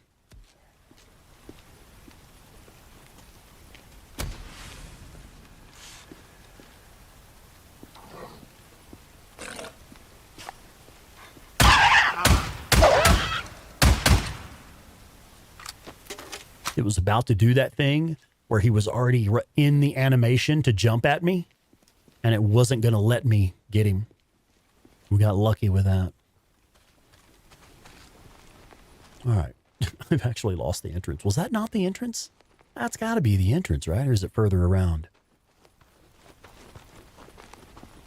I just told myself I need to be paying attention, and there I go looking at the chat again. Oh, yeah, it's right here. Duh, brain. Okay. We're centered. Let's go.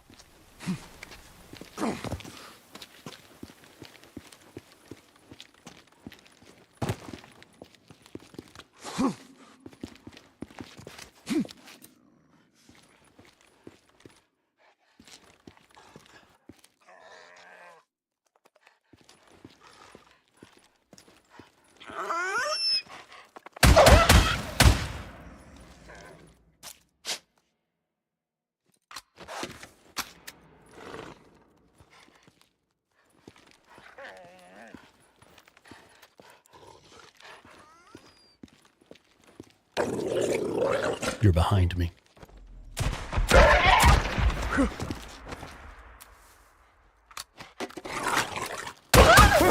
There it goes. It's that thing where once they've started the jump, there's no way to interrupt that animation.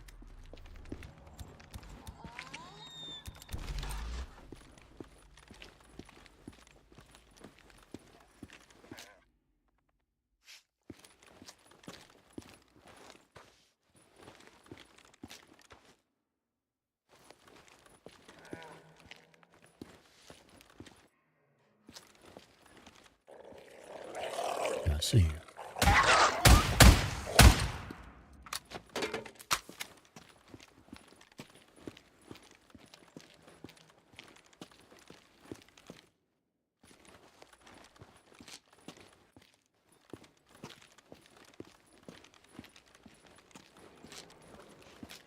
You are.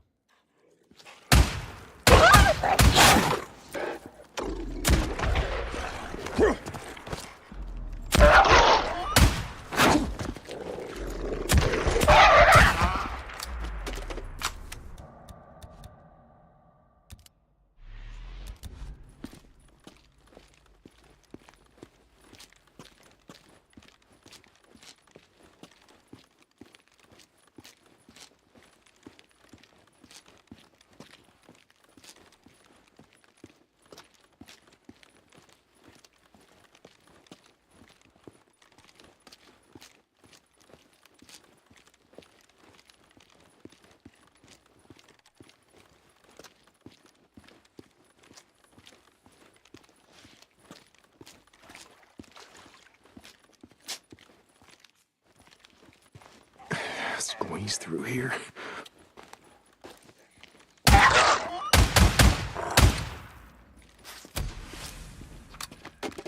There we go. Okay. Now we got a minute to catch up with the chat. Yeah, Elijah, the wolves come through the hole and they get you. They surprise you, yeah. One and only OG boy. It's like I'm a kid doing homework and learning from watching the videos, yeah. Yeah, I wish there were better money in radio, because I would totally be down with being a radio DJ. There's just no money in it these days. Yeah, smoke bombs helping here as well. The only problem is on this difficulty, and if you're not using like, what is it, ear to the ground, where you can see through walls and shit, if you're using smoke bombs in a dark area, you can't see through the smoke. So, I mean, if you're on a lower difficulty and you don't mind using ear to the ground where you can highlight enemies through the smoke, that is a very powerful technique. But in here, I was honestly just afraid I wouldn't be able to see through my own smoke. I don't think Rex knows about smoke bombs. I literally just preach smoke bombs all the time. Matthias, welcome in, Matthias. How's it going? Somebody asking if they should buy the game? Oh, one and only OG. I see. You haven't played it yet. Okay. Yeah. When you're able, go for it, man. For real. Yeah, there's going to be a Rager Bear outside. I'm going to dodge him. Yes, if there were something that you could do like flashlight upgrades or a skill that increases your night vision or some shit, something like that would be great. Got your militia armband. Oh, there is another rager. Or, I'm sorry, another runner up there. An apparently invincible runner. Yeah, it's like, geez, what's his name? The famous controversial radio DJ made his fortune by being controversial. Can't think of the guy's fucking name right now. He would never be able to make it these days. Howard Stern, thank you. That's exactly who I was thinking of.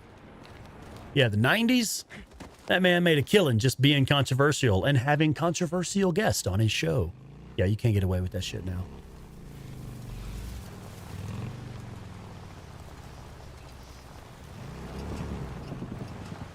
Yeah, I was thinking of Howard Stern. That's the guy.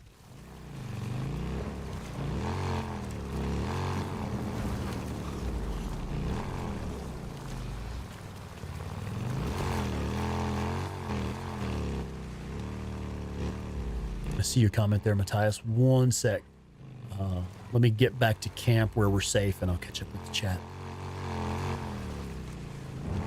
This is a permadeath run. I am trying my best to stay focused. He says, while stopping to go grab some loot. Because aren't we at... Yes, we are at the hidden loot location here. So let's see. Some freakers. Yeah, you'll be all right.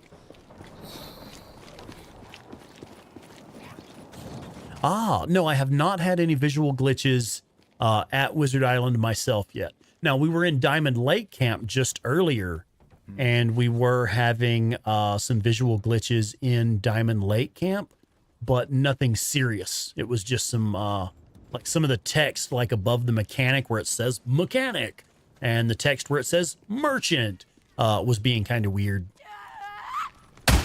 Nothing serious, though, so far.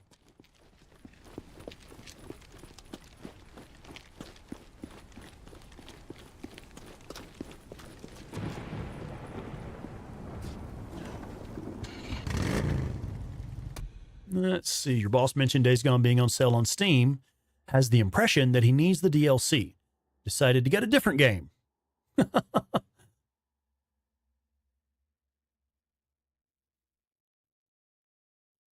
Oh, Howard Stern is afraid to leave his house now. Damn, okay. Once met Casey Armstrong from the Stern Show doing stand-up at a bar. Wow. Oh, yeah. Yeah, don't forget 8-Bit. Thank you, Rodney. Appreciate that, buddy. Do not forget 8-Bit. I would say 8-Bit Terror is honestly one of my favorite content creators. Because her shit is, like, funny and insightful. Where, like, yeah, I'm good with tips and tricks. You know, I like to play the shit out of a video game, learn it inside and out, and then start doing stuff in the game that most other people don't think of. That's my thing. But I gotta tell you, there's several scenes in this game, like some of the cutscenes. If you guys know this game, you'll know what I'm talking about. When Deacon and Iron Mike go to Sherman's camp. Someone's at the gate. And Deacon and Iron Mike are standing inside the house, or the school, rather, where the slaughter of Sherman's camp took place. Deacon is literally standing in the shadows while Iron Mike is standing in the light. Iron Mike has moved forward out of his darkness and is now in the light, where Deacon is still caught up in his darkness and self-destructive ways. They are literally standing, one in the dark, one in the light. I never fucking noticed that. I don't think in symbols and metaphor. I don't even register symbolism and metaphor. That's off of my radar. I'm looking at literal, this does this does that type stuff in the game. I don't even think in terms of symbolism and metaphor. Doesn't even register on my radar, man. I never noticed that shit until I started talking to Claire. Later in the game, again, if you know this game, you know what I'm talking about.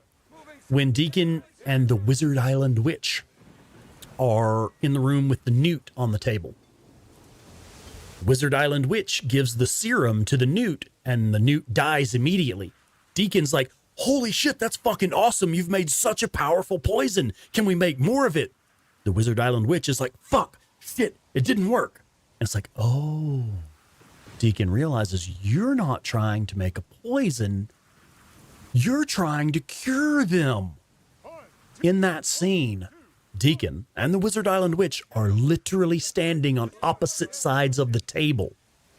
Not only are they on opposite sides of the conversation, they're literally standing on opposite sides of the table. I never caught that shit. Never fucking noticed. Not even on my radar. Like, yeah, it's a cutscene, whatever. Yes, obviously, she's trying to make a cure, whatever. Let's go kill some more hordes. I never noticed that shit. So yeah, definitely got to check out 8-Bit Terror as well. Corporal St. John, what are you up to? Yeah? Always funny and insightful. Oh, yep, I can fix that. Matthias, I see you there. Keep an eye on the exit for Wizard Island. I've actually seen on the Days Gone subreddit quite a bit, just today, actually. Saw someone having trouble with that. And I'll keep an eye out for it, because I am aware of that one. But I haven't seen it yet. Hopefully just restarting the game and or restarting the PlayStation will fix it. Yeah, Tyler. Iron Mike did mention that he sees himself in Deacon during part of that, and that makes it mean so much more because Deacon is still in the darkness, man. Sarge. Melissa heading out? All right. Captain. Thank you for being here, ma'am. Good luck at work. I hope that turns out well for you. Still had his militia insignia. And let's see. He had a run-in with a... Tim Wolf, welcome in, Tim. before I got to him. Beat the game without using a skill. A thief. Yes, sir. Have 41. Okay. I think you end up at like level 46 or something, don't you? That's what I was thinking. Turtle 4614, welcome in. Oh shit, Jake. Check it out, man. Jake Bradford has gifted 5 Spawnicus Rex channel memberships, man. Thanks, Jake. Fucking A, dude. Let's see. Daniel Campbell, Austin T, Greyhawk, What You Got Gameplay, and Little G have all been gifted memberships by Jake Bradford. Thanks, Jake. I appreciate you, man. That's cool. Shit, yeah, man. The Chris. Welcome in, The Chris. Also in some scenes with Addie, Ricky, and Deacon. Symbolism on several levels. Absolutely. Yeah, absolutely.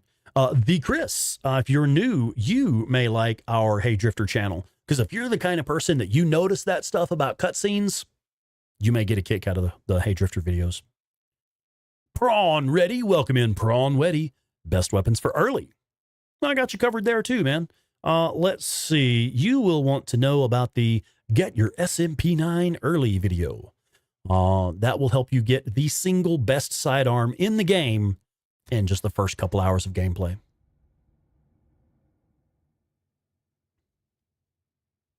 Exactly, Tyler Wolf. You got it. You said it well. The Wizard Island Witch stood on the path to cure and fix the world from what happened, while Deacon stood on the side of war, wanting to slaughter every freak in his path, not even seeing them as humans.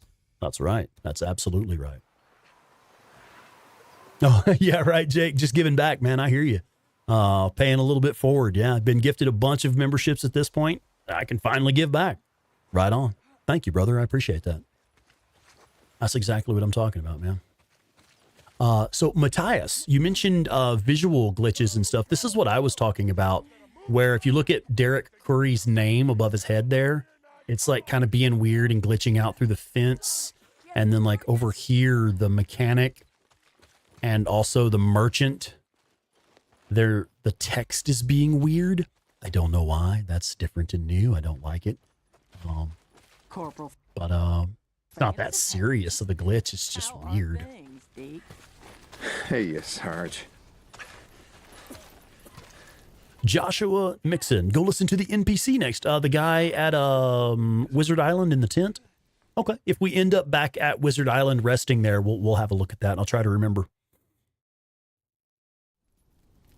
Doomer Fortunate may be something to do with the newest update. Yeah, which the newest version is pretty stable. so far, the most current patch version is pretty stable. I'm seeing, like, I stay on the Days Gone subreddit a lot, looking for new players that need help, looking for people with questions and people that are having glitches that I know how to help them troubleshoot. And I'm now seeing fewer glitches listed. The one I see the most often is just what Matthias was talking about, the bridge into Wizard Island being glitched out. That's happening for a lot of players right now. Okay. You still prefer the good old 2019 vanilla days. I hear you. Standing up on the tarp. No, Baraffy, what's up, man? Welcome in. I have not seen that. No. Let's see. Prawn Ready asking your thoughts on Horde Assault mode. I don't think I have a button for Horde Assault mode, but if you check, it's one of the most recent videos that I've released. It'll be right at the top of videos that we've made recently. You'll see I made a video that's 5 tips for Horde Assault mode. I think Horde Assault mode is a lot of fun. I didn't spend much time in it because basically once I got Sarah's gas tank unlocked, I was like, well, I got everything I want out of it. I found, for me personally, being someone that, like, I'm really not intimidated by taking on the hordes. It's kind of a matter of, well, I could just do this all day. I mean, we could literally do this indefinitely. Unless Deacon trips on uneven terrain or I just get bored and decide to stop because it got late and I was done playing. That's the only times I end a Horde Assault run. I don't actually get killed in Horde Assault, so you could literally just do it indefinitely for me, which kind of ruins the fun. So I got Sarah's gas tank unlocked and was like, cool, right on. I love having Sarah's gas tank, so that was good. My dead grandma can run faster than that. My dead crippled... Oh, Tim Wood, you had the land of crazy looking cars you can run through. Are you using rest mode on your PlayStation? Don't use rest mode. Make sure that you're turning your PlayStation off and back on regularly. I'd say at least once per day, if not more often. Let's see. YMACY Mac 1999. Welcome in. How's it going? Oh, yeah. Talking about Curry never notices the tattoo. Curry probably did notice the tattoo.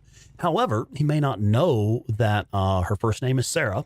But also, like, there's lots of people in the world named Sarah. And lots of folks have tattoos that are like your kid's name or your ex's name, and you never got the tattoo removed. Things like that. So it's, having that tattoo doesn't necessarily mean, oh yeah, that's your wife. So he probably did notice. Maybe it didn't really stand out to him. Yeah, Sarah's custom tank is nice. Also, if you unlock it in Horde Assault mode, then you automatically have it in all future playthroughs. It's available from the bike mechanics. You just equip it as a tank. And it's the maxed out late game fuel tank with like the full 5-gallon tank. Oh, absolutely. No, Jake, that's a permanent thing. That is intrinsic to the game itself, the way the game is designed. Yeah, the remaster did not fix that. The thing that might make it happen less common is like the PlayStation 5 is a more powerful machine. The PlayStation 5 Pro is a more powerful machine. So you may have complications from that memory leak issue less often because being a more powerful machine, it can go longer before all that memory leak shit gets built up and causing it to freak out. But yeah, definitely. But there is this, the Chris was finally able to buy a copy for yourself just last month after watching YouTubers play it since right after it came out. Right on. Taylor. Got your first 4 hordes and loving the best version of the best handgun. Shit, yeah, man, right on. Oh, shit, I gotta run. They're stopping at another camp. Taylor, out. Taylor. Oh, yeah, you just got used to not using rest mode. Yeah, same here. Kid's gonna get himself killed. Kaze, welcome in, Kaze. I love that you're coming in on Twitch and saying, it's good to see you back on YouTube. Well, thank you for being on both platforms then. That tells me right there you're on both platforms. Prawn Ready, what is the best encampment? That's a 2-part question. The best encampment, I can't show you right now because we can't get up there. The best encampment would probably be Lost Lake Camp. But the best upgrades come from Wizard Island. The best weapons you can buy with credits come from Wizard Island. And the best motorcycle upgrades come from Diamond Lake. So these 2 late game camps have the best upgrades available that you can purchase. And Lost Lake is probably just most people's favorite camp, I would say. Did we not just get a story mission? I wasn't even listening to what Taylor was saying. GS Vlog. Make your face small screen. I don't know what that means. Make your face small screen.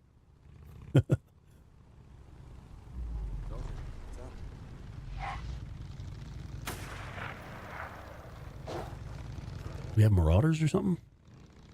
I'm just waiting for the next mission to pop. Oh, yeah, Kaze, thanks, man. Yeah, we are trying to get Twitch moving and grooving over there. I can't target this guy, so he's definitely a friendly. And he's wearing camo also. He's a militia friendly. Dude, what are we supposed to be doing next? Did I just miss something? Sin, welcome in, Sin. How's it going? Do we know what Curry does when he leaves the camp? He says, all right, somebody ban this GS Vlog asshole. You're done here. All caps, and you're just being a dick. Somebody ban him for me, please, and thank you. See, Tim Wood says, go to Wizard Island with Sawmill Horde bounties. Can do, yeah. You head south with the, all the bounties you collect from the Sawmill Horde. Thank you, Miss Violent Jones. Appreciate you, dear. We're just waiting for the next mission to spawn, man. We should have, Taylor just said something, but we don't have the mission to go rescue him yet. Elijah, you're on Twitch as 18Cloud21. Okay.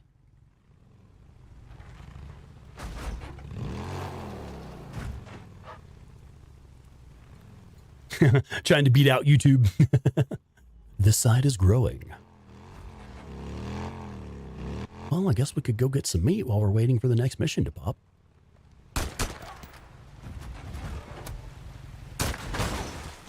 Oh, we just got another skill point, too. That's handy. Guys, what am I missing? What are we waiting for the next mission to pop? Blazed Angel. Welcome in, Blazed Angel. Good evening. Voyager heading out. All right, Voyager, thank you for being here. Oh, that's a Rager, isn't it? Oh, motherfucker. Well, we just got the BFG.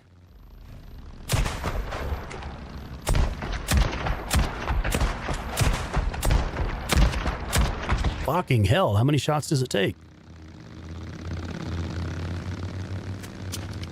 Is that militia friendly?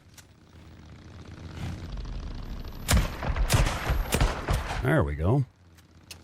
1,000 XP. Right on.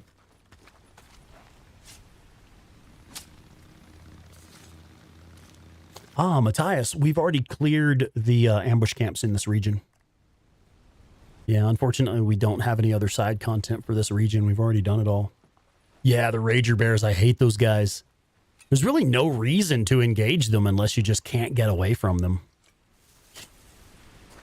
Yeah, Rex's wish is my command. Yeah, Irish Molly said, that must be fun, Violet. I do love having good moderators.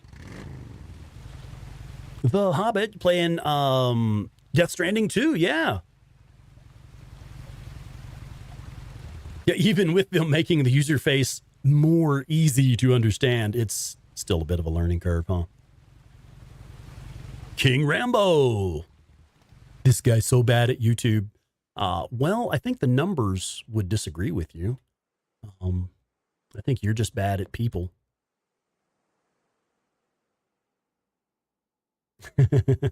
I do sometimes call her darling.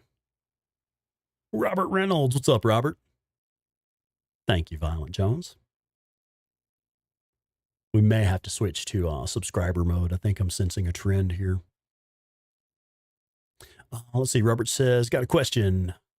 If a party leader kicks out a member, does that all healing support? I don't. What are we saying?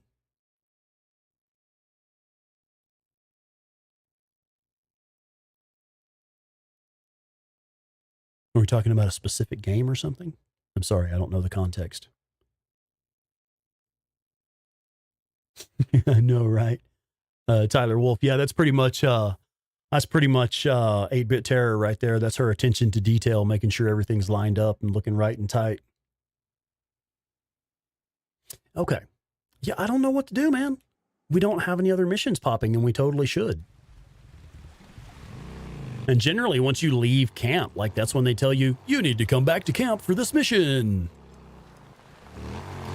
Final Fantasy Online. I've not played Final Fantasy Online.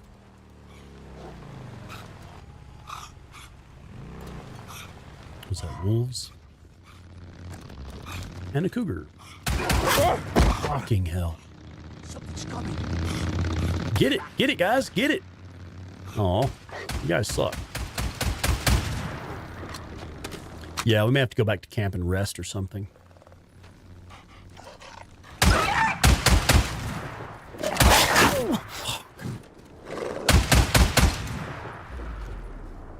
Yeah, let's heal up.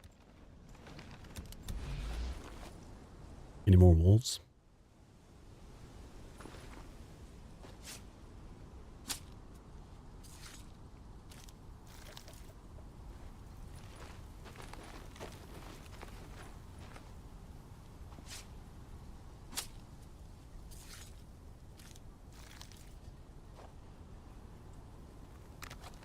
Oh, I get what you're saying. So you had a party leader kick out someone who does all the healing and support.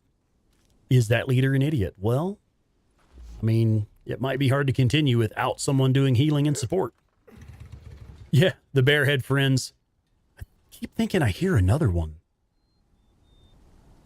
Maybe not.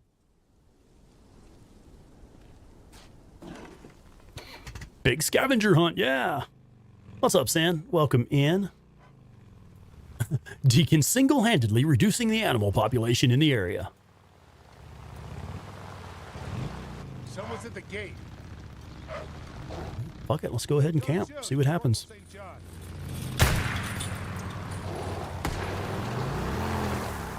Oh, I see. And that member is also the alchemist and makes all the potions, I see. Well, that sounds like a support character you'd want to keep around. It's like Boozer says, I hear a bunk calling my name. Oh, Blazed Angel, you just left Gomer Black Magic's live stream. Okay. Yeah, Raekwon on Twitch. I see you there. It is weird the next mission hasn't popped. Keep it together. You better watch out for PETA. Dylan Koenig. Yeah, fuck yeah, I remember you. What's going on, man? Welcome in.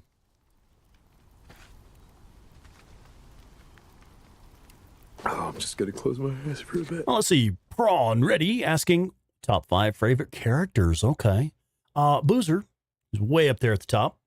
Let's see. Who would Curry, Captain Curry, for sure.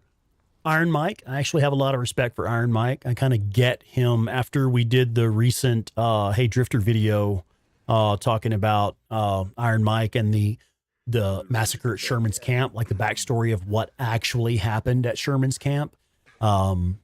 Have a lot of respect for Iron Mike. As much as I hate Schizo, I have to recognize that he is probably one of the most important characters in the game.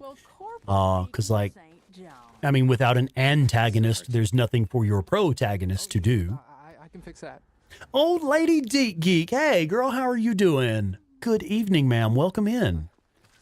I haven't seen you in a bit. How have you been doing? How them knees doing? New knees working out for you? Warhorse heading out. All right. Thanks for being here, man. Okay. No speed bumps in the apocalypse. Run over a critter.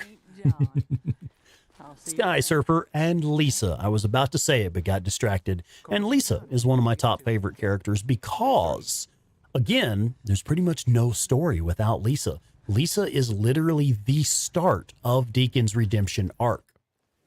Without Lisa, we don't have a redemption arc. Nero and the Freakers actually aren't antagonists in the story. The Freakers are just like the world. Like if it's raining outside or if there's a hurricane or a flood, that's just the way the world is. Not necessarily like, again, like a hurricane or a flood. That's not a character you can be opposed to. So Nero, to me, they're just more like a side character, honestly. Just like, you know, meeting with O'Brien does help to push the story forward. But they wouldn't really count as an antagonist or someone that Deacon is propelled to move against, where Schizo actively working against Deacon at various parts of the story is one of the big things that does push the story forward.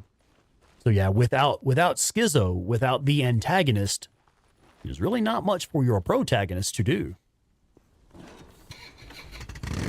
Yeah. Oh, yeah, right. What does Curry do after leaving the camp? All we really know is that he goes to Reno. That's all we know. He says he's headed to Reno. Guys, I have no idea what to do here. I don't know why the next mission hasn't popped yet. It's actually a bit weird. We may close the game and restart it here in just a minute if we don't get another mission soon. As far as I can see, there's nothing left for us to do right now. We've literally completed all activities in the area.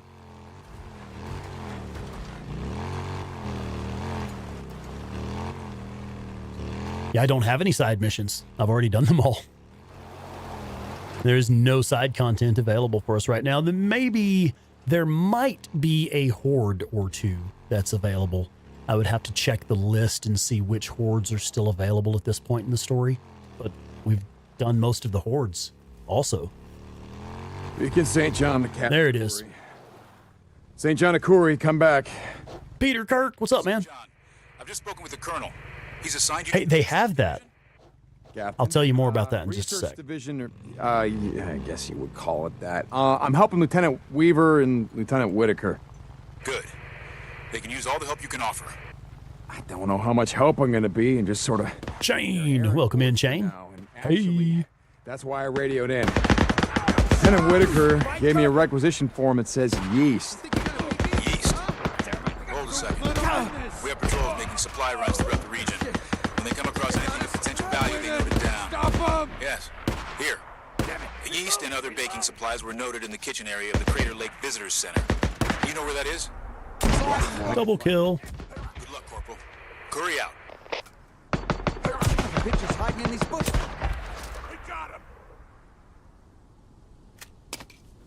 That everybody?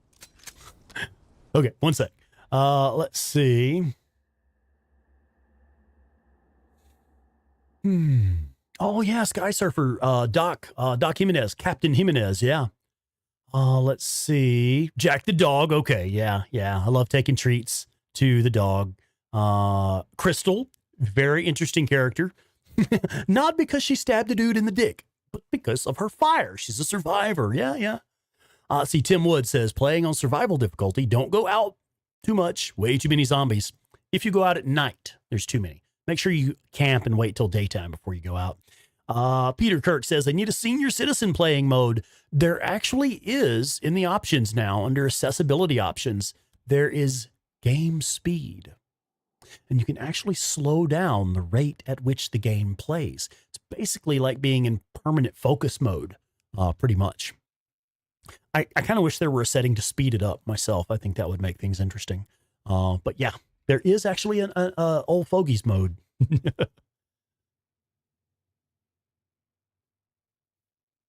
Dylan just popping in. All right. Well, hey, thanks for being here, man. We'll see you around. Oh yeah, Matthias, in Death Stranding, the environment is your worst enemy. Interesting. Let's see. Yeah, Doomer of Fortune, I get that. Like, you get all that extra dialogue with other characters in the end game, but not those two. Yeah. Yeah, thank goodness Deacon came to save those gate guards. Deacon Week, what's up, Deacon? Welcome in. Better late than never, shit, yeah. Oh, that's right, Raven Black Sparrow, you've been playing in slow motion mode, yeah. I can neither confirm nor deny that I use the game slow down method. Hell yeah, nothing wrong with it. That's why they put it in there. That's why they put it in there.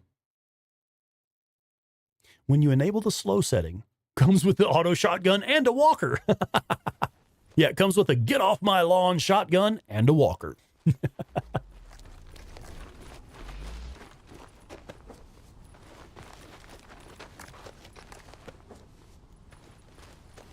Yeah, using photo mode as a tactical camera. Shit, yeah. I love that. That's one of my favorite pro tips right there. Works really well against the hordes as well. That's one of the tips I put in my Horde Killer Masterclass video. Yeah, that Horde Killer Masterclass, man. That's my favorite video that we've made so far. I love that video. Oh shit, somehow I just lost my Twitch chat for some reason. There it is. Got shit popping up on the screen over there. The Get Off My Lawn Grand M1 and Colt 1911. I'm really interested in Death Stranding 2. I probably won't ever play part 1, not as like a dedicated playthrough unless I just, like I'm on vacation and I've got some time to kill or something. But I am interested in Death Stranding 2, for sure.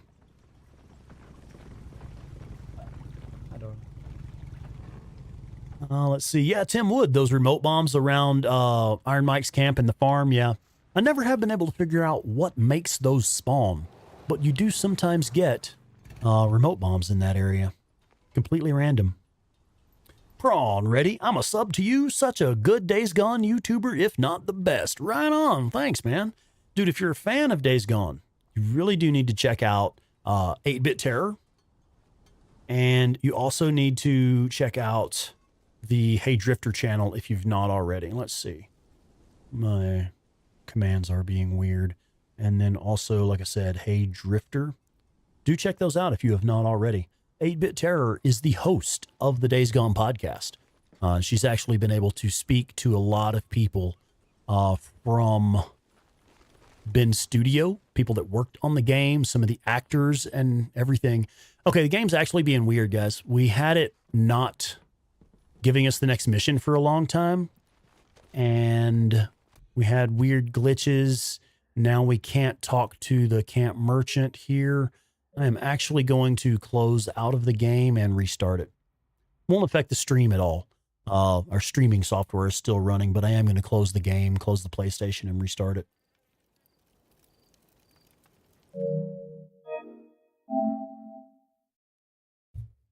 Hard feelings. No, go buy a copy.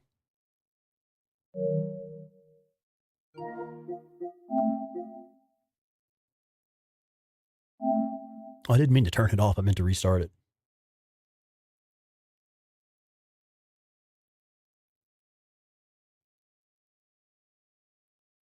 Okay. Yeah, somebody ban that fool, please. Don't come around begging for free copies of the game and spam. There's the 4th time. Thank you. Okay. Claire's actually got it from my phone right now. Yeah. Don't come in begging for free copies of the game and spamming the chat with that shit. Some people's kids, man. Can't teach them that. Can't teach them manners.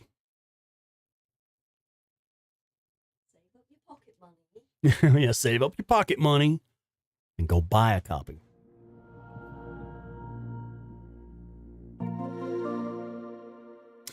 Prawn, ready. You have seen the Hey Drifter channel.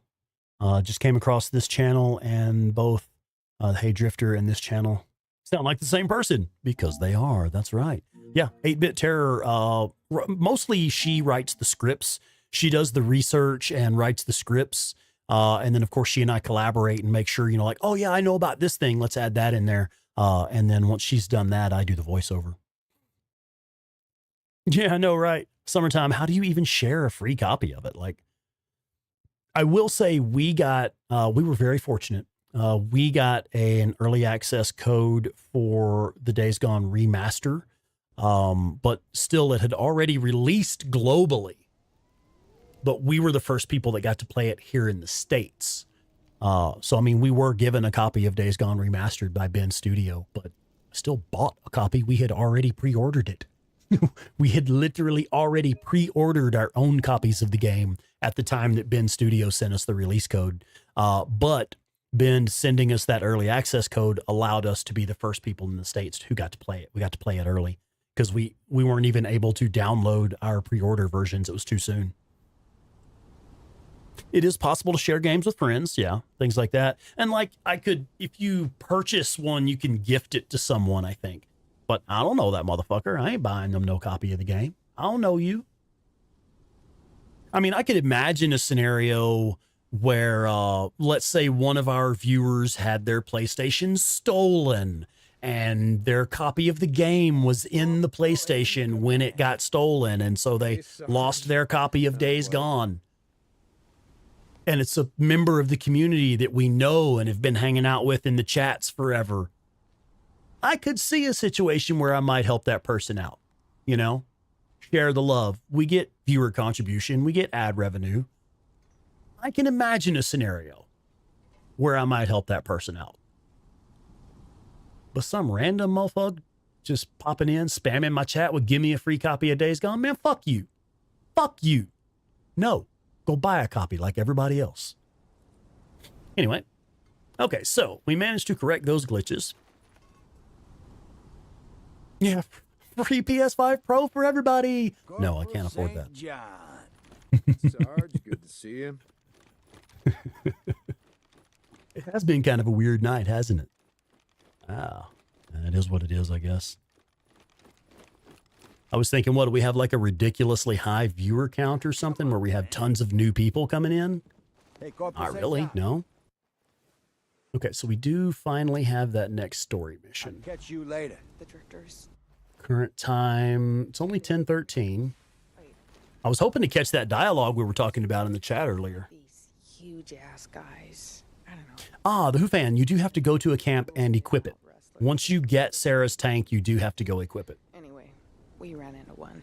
Literally. 4 of us were on our bikes, riding through the back country, and Peter, I'd say that's just a matter of preference, really. It's nice to own the disc, but I don't really think there's any difference in the two versions. It's been a weird day altogether, huh? Corporal Deacon St. John. Sergeant, how's it going?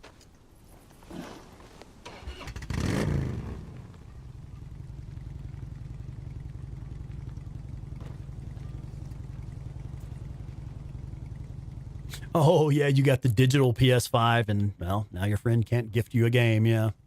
Yep, time to get some yeast and go face the 3 breakers, which that's no problem.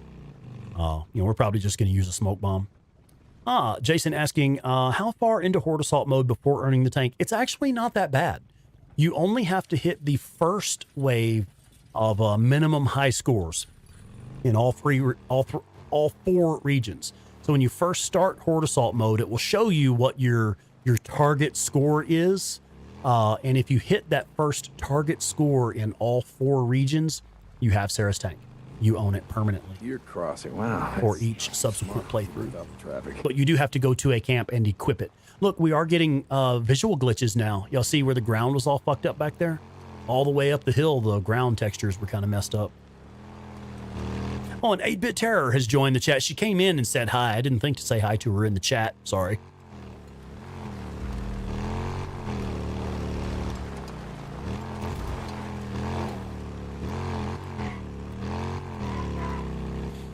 Okay, since we're out driving around, I am going to pay attention to the game for a minute.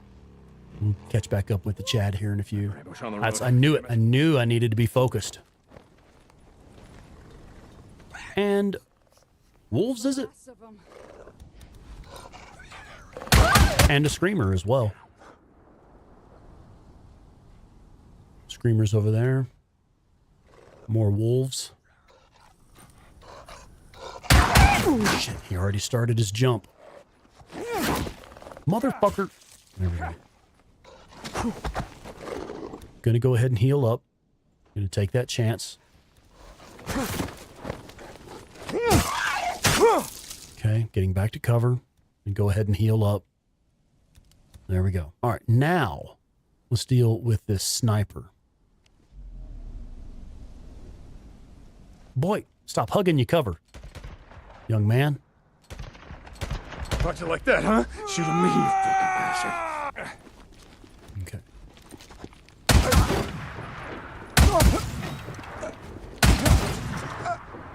Now, where's our screamer? Finally, Jesus. Gotcha. Right on target. That was an interesting couple of minutes right there. an interesting couple of minutes. Sniper, wolves, and a screamer. I'm so glad I had decided to focus and center myself and get focused on the game for a moment.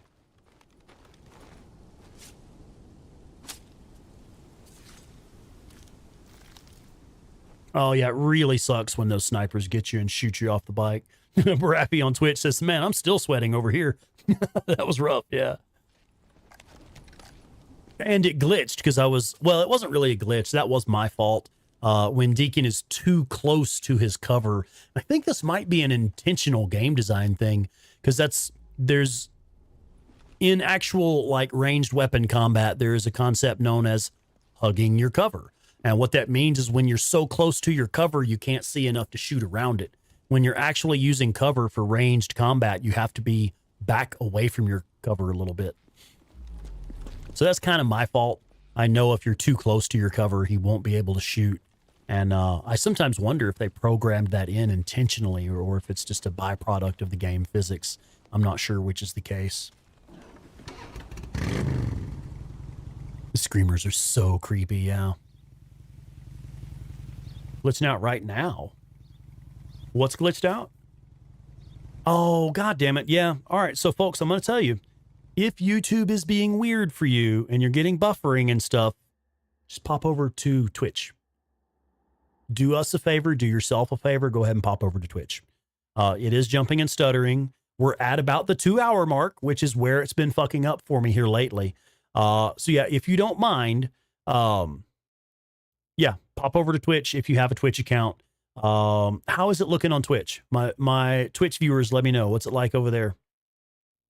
Yeah, Mishkovalich says, Rex, I think the end of your permadeath run will probably be because of the chat. Okay, yeah, let's go. Oh, man, there's all kinds of corpses right here. There's our screamer. What else do we have here? Oh, wicked. Oh, what the hell? That's worth checking out. But yeah, folks, if YouTube is being weird for you, you can try refreshing your YouTube page. Hopefully that'll help. If not, just pop on over to Twitch. Stable on Twitch right now, yeah, looking good over there. BA Striker says looking good. 8-Bit Terror says it's looking good. Twitch is weird also, says 18Cloud21. Well, shit. Yeah, see, I'm getting conflicting reports. I got folks telling me it's good. Folks telling me they're having problems. Like that? There we go. And a rager. No, it's just a regular bear. Oh, we'll take that. Yeah, I'll take that bear meat.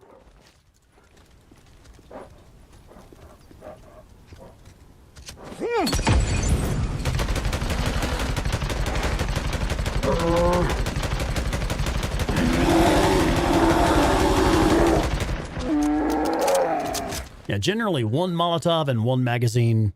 If you have the 50-round magazine upgrade, one Molotov and one magazine from the SMP9 will do it.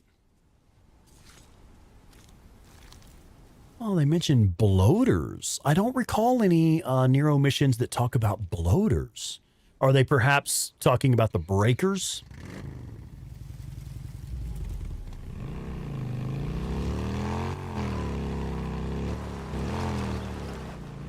Could be a wire trap here. There is sometimes a marauder ambush here. Okay, let's go. We'll move forward with the mission.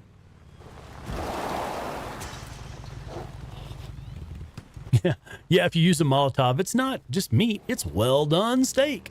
Okay, why? Please pick a direction for me to go. Just tell me where I'm supposed to go, and I will go there. Yeah, bloaters are specific to The Last of Us, not Days Gone. But I'm trying to think of the conversation that might have made someone think of bloaters. Yeah, maybe. Because I know the big guys, the really big ones, they do talk about how the breakers get really big. Oh, we're going to die. It's going to be a bike jump that kills us. Okay, we're good. I was worried for a minute. Visitor center. That's gotta be it. Okay. I just gotta find some yeast. Again, I'm going to focus for a minute. This mission can be challenging. It's not too bad once you have the BFG, because you can really just BFG the breakers. You can just shoot them in the fucking face a couple times. But we also have smoke bombs. And we have the executioner skill.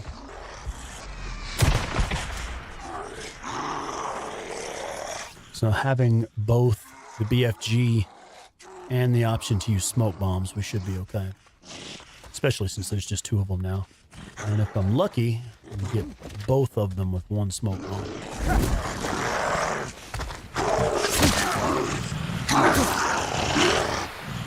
Got him. No worries. Smoke bombs and the executioner skill. And the auto shotgun for any newts that get cocky.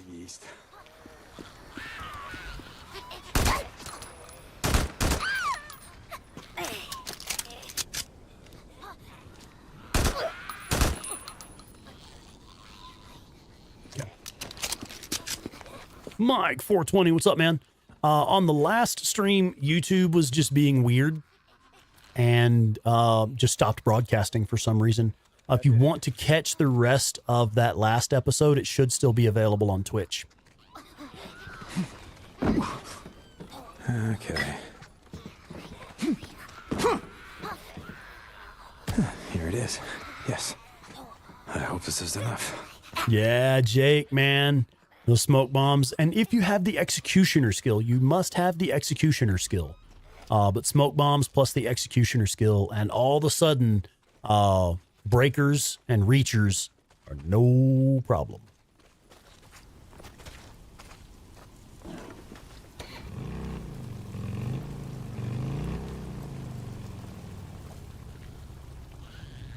Oh, yeah. Yeah, I found, Tyler Wolf, I see your comment there. The fastest way I can think of to stop the bike is both left trigger, L2, and square. Square is the button you use for getting off the bike. If you hold those 2, he'll generally hop off the bike pretty quick. Javon! We've already done that. They're already dead. I dare you. We're already dead, dude. I got those when I did the Nero checkpoint there. Deacon, Corporal St. John, yes. Ozzy Tanks, what's up? I don't know that it's a political thing. I think YouTube is just weird sometimes. I'm sure that whatever you have is going to be fine. So, just curious, why do you need... Sorry, I'm right in the... Jake, no, it's just something I came across. Do you mean the executioner skill and smoke bombs? You're welcome. I found that out by testing smoke bombs on every enemy in the game. Because that's one of the things I like to do when I start a new game. I try to test every weapon on every enemy. And by doing that late game and having the smoke bombs and the executioner skill, I managed to hit one of them with a smoke bomb. It stunned him. I was like, oh, that's cool. So I moved in to shoot him, and it gave me the triangle option to kill him. Irish Molly heading out. All right. Thank you, ma'am. Thank you for being here. Oh, yeah, Claire in that bike jump in her last speed run attempt, yeah. I mean, I'm sorry, I didn't mean to say speed run, I meant permadeath. But I mean, that's kind of the nature of permadeath, you know. Shit happens, you start over and you try again, right? Oh, yeah, prawn ready. That would have been interesting, yeah. Be an interesting way for them to communicate privately.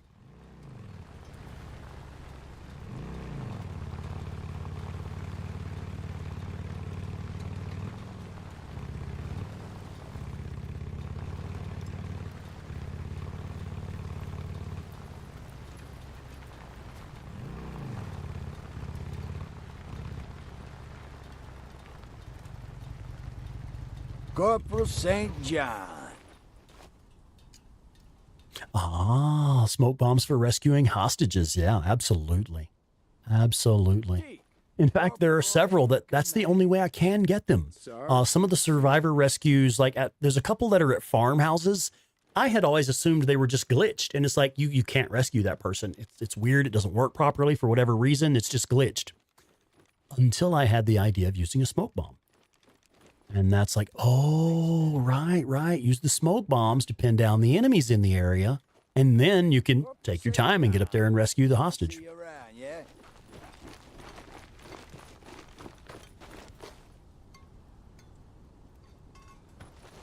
Damn, you drowned on the 5th try, doing 6 now. Was that one of the bike jumps? One of these late game bike jumps? God damn it. Ma'am? Marius, welcome in, Marius. How you doing? I'm sorry? I know that. Yeah, they did some communicating at the cabin, didn't they? That came later, though. Well, I live in a barracks with a dozen militia assholes when my wife lives in a private tent up on an officer's ridge. Nothing strange about that. Deacon. And the only time that I see her is when I'm done running one of her errands. Nothing strange about that either, ma'am. My yeast, thank you.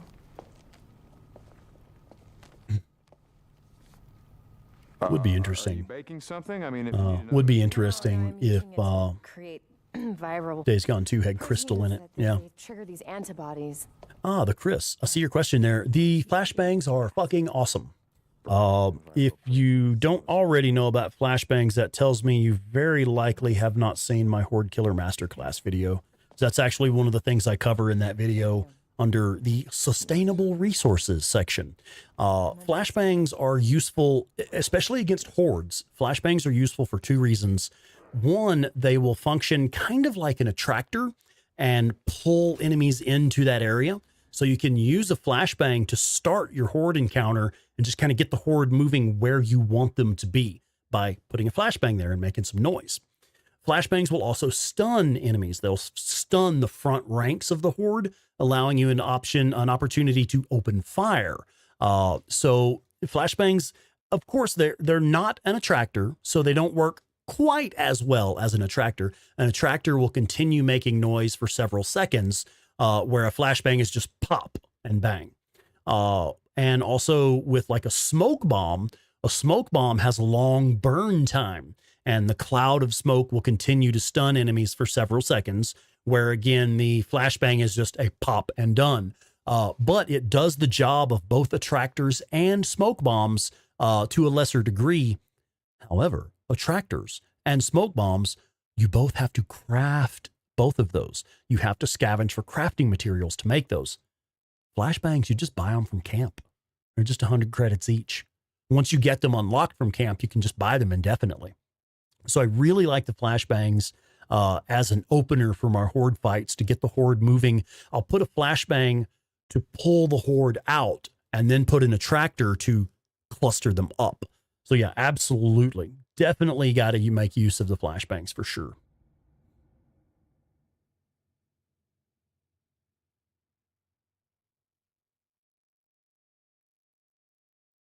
Well, Jake, that's how I've been using them. That's how I've been using smoke bombs to rescue those survivors at the farmhouses. Javon, I doubt it. Why would you even say that? Like, I'm literally the person who made the tips and tricks videos for how to beat that horde. like, in fact, that's one of the fights where I have absolute confidence it's going to be zero problem. Thank you.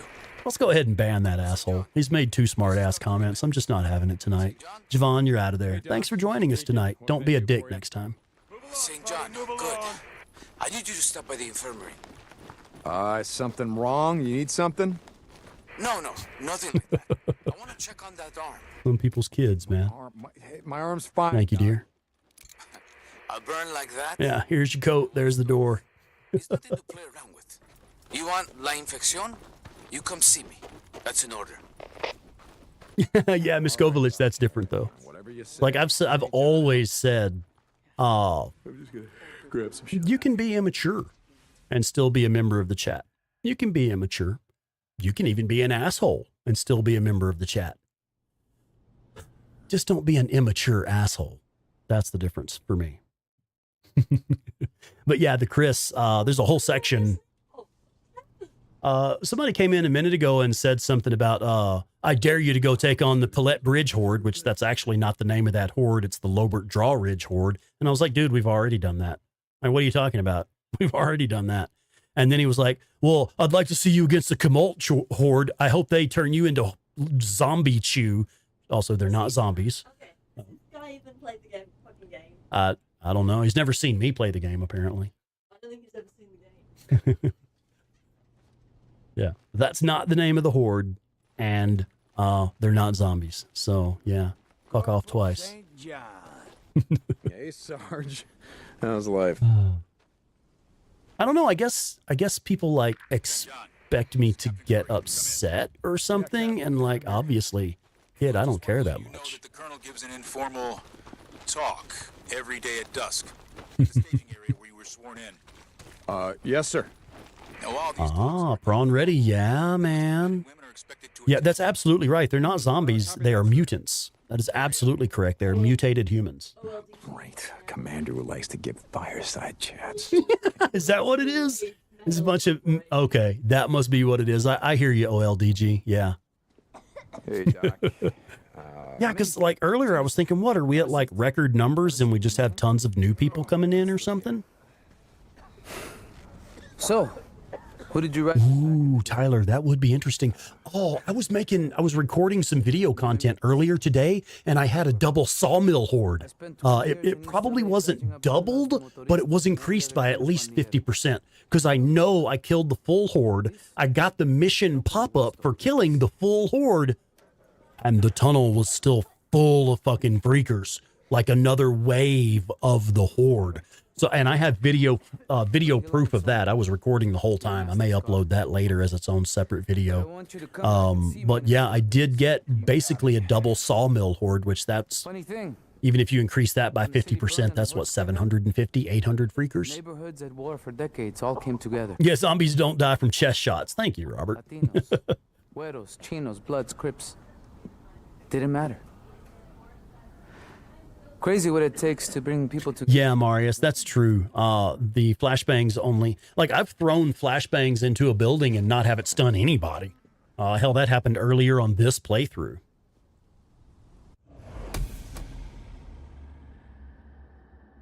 Oh yeah, not afraid of any hordes, just like beating them in different ways. Yeah, same. Doc was a real one, wasn't he? Shit, yeah. Let's go ahead and do this just for the free XP. I think you get some camp trust as well. Sin, yeah, is it a full moon? I don't know. Bros before hordes. St. John, come in. Taylor to Deacon St. John. Yeah, Doomer of Fortune. That's pretty much how I did it, yeah. Oh, it's funny. We were getting the radio transmission right as we were laying down to sleep, or right as this mission was starting. We welcome.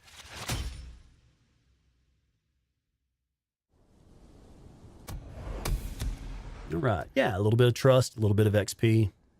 Got to go sleep again, but that's all right. St. John, come in. Taylor to There Deacon he St. John. is. Taylor. Haven't heard from you in a while. I was afraid that maybe you gotten too close to that man you were tracking. Oh, I'm close, all right. I'm right in their friggin' backyard. Hey, I need your help, man. I'll tell you here in a sec, Jake. Small camp south of Crater Lake, just off the South Rim Drive. Taylor, listen to me. I have no idea what you're doing, but you got... Oh, shit. No. Let me go. Hey. Two hordes, one cup. Taylor? So Prawn Ready, I have a suggestion for you. I'm not just asking you to go watch another video, but I have a video that shows that episode 1 of this live stream series. It will be titled Unlock the SMP9 Early. So check out episode 1 of this live stream. Episode 1 of this live stream series, and you'll see exactly how I do it. It's the easiest way. It'll take you one flashbang, one attractor, and a couple of bullets, and you'll be done. So, silicate, where do I get it? Oh shit, I thought I marked it on the rack. Hold on.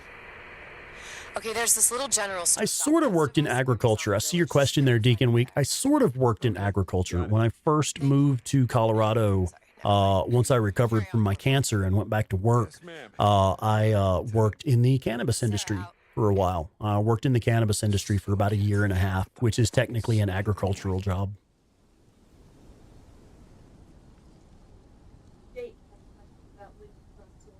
Oh yeah, Jake, I was going to ask Jake, I was going to answer your question. So Yeah, I'd say I did pretty much shit my pants the first time I saw an actual horde.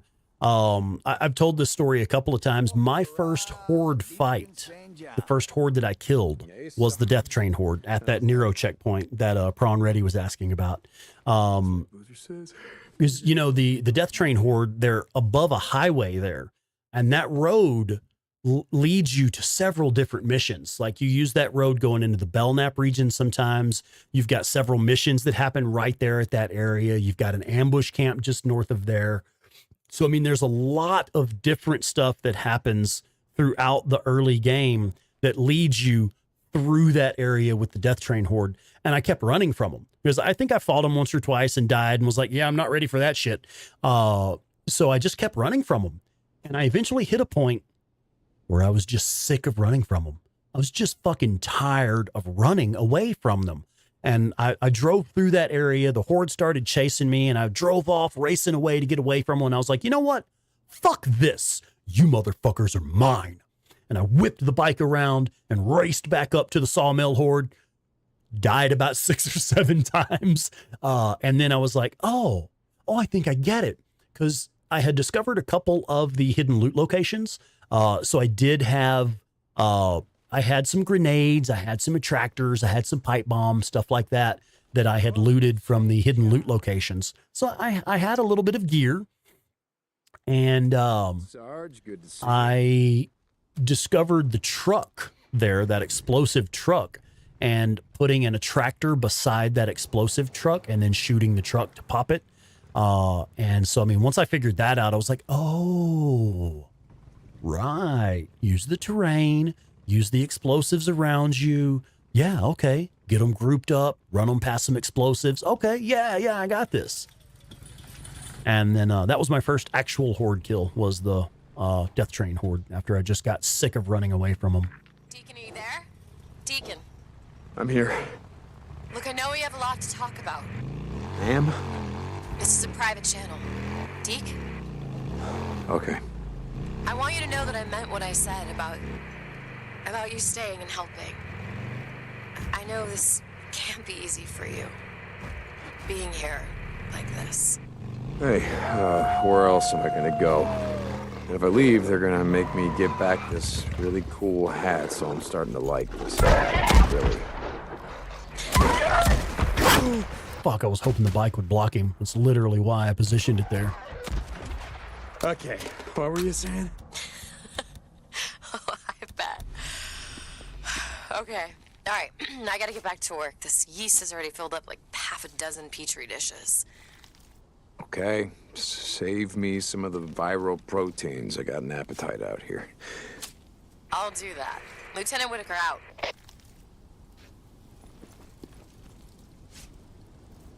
Auto shotty for the win. Yeah, I was trying to use the bike as improvised cover there, but it didn't work out so well. He still managed to jump over the bike to bite me. Move back, damn it!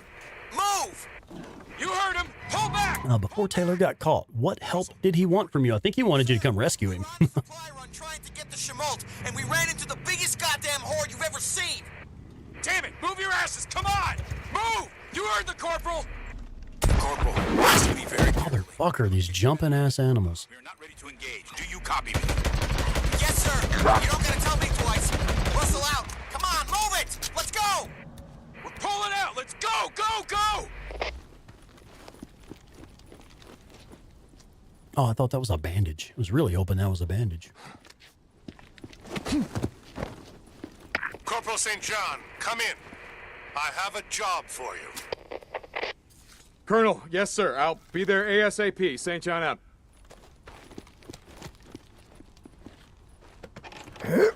Yeah, I love when Deke's saying, like, I'm sorry, what were you saying? Right as I crash into a fucking tree. Yeah. I think there might be an extra bandage up here. I know there's some in the area right around here where you can just pick up bandages.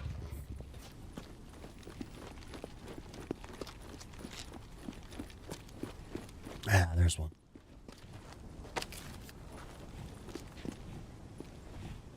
That's a rager. Oh, it's time to go.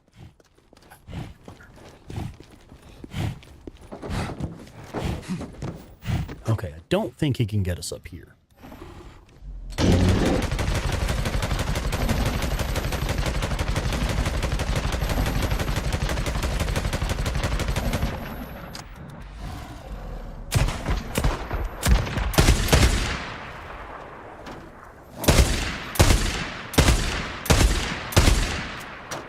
Ragers, man.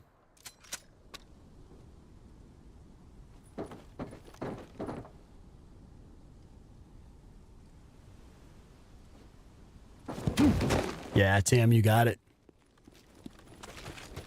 Yep. Teaches you to plan how you move the horde around the field. See, I'm going to go ahead and hit the saddlebags. That's what they're for. Yeah, Tyler, it would be awesome if you could take Boozer by Joni's memorial. I think it would be cool if there were at least a line of dialogue or something when Deacon goes past Joni's memorial. I think it would be really cool if there were a line of dialogue where Deacon says something about, you know, just something about paying his respects or even leaving some flowers for her or something like that would be cool. I need this. Yeah, I do. Been taking some hits tonight.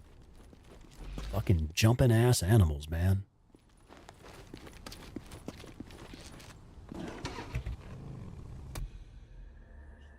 Yeah, what's up? Is there? I think it's funny that Boozer teases, like gives Deacon a hard time for leaving flowers at Sarah's grave. Mm-hmm. Is Deacon also leaving flowers? That's possible, yeah. Put that in the chat, if you don't mind. Oh. All right, so 8-Bit Terror is saying she thinks it's interesting. If you go to Joni's memorial, you will see there is actually a yellow flower of some type on the ground there. Very likely stonecrop. The same thing that Boozer takes to, I'm sorry, the same thing that Deacon takes to his pet rock to leave for Sarah. And Boozer is always giving Deacon a hard time for taking stonecrop to Sarah's grave. Is Deacon also taking stonecrop to Joni's grave? Because there is a yellow flower of some sort on the ground at Joni's memorial as well. So do you reckon Boozer left that there? Or do you think Deacon is going there and leaving that? Because we know he collects stonecrop to take to Sarah's memorial, since that was her favorite type of flower.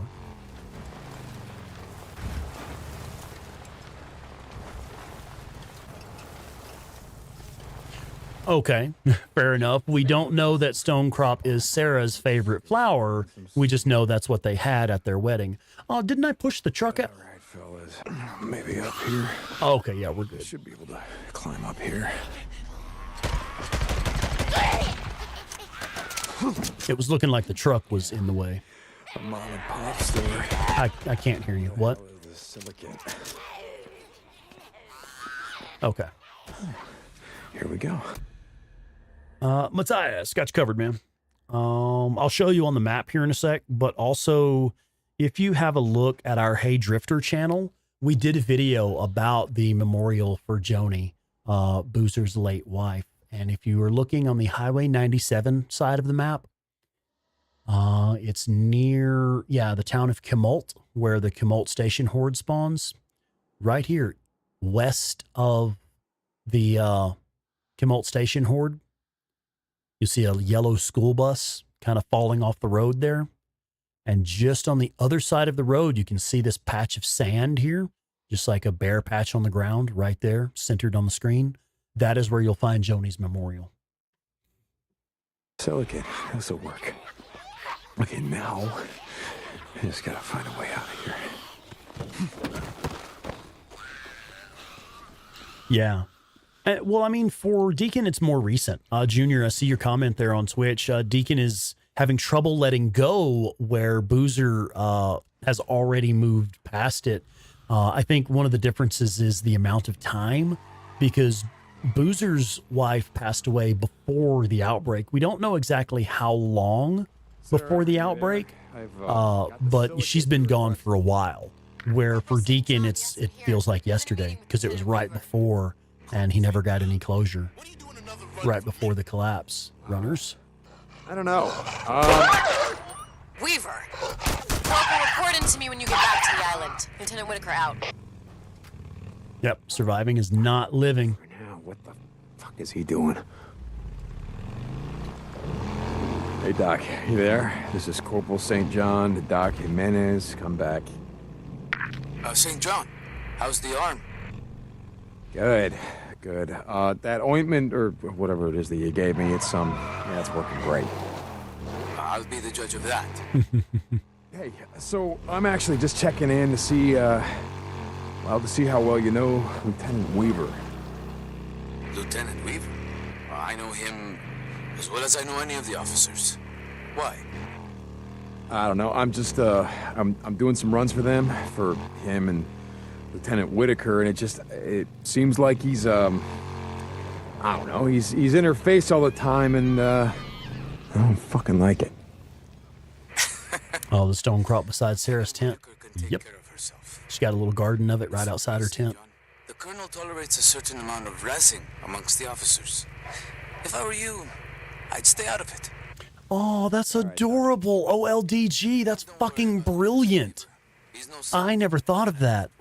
I love this. Hang on, I got to read this out. So Old Lady Deep Geek says, or maybe, since Sarah thought both Deacon and Boozer were dead, and she was at Wizard Island, maybe she took Joni the Stone Crop. I never thought of that. Did you hear that, babe? Yeah. That's my new headcanon. Yeah.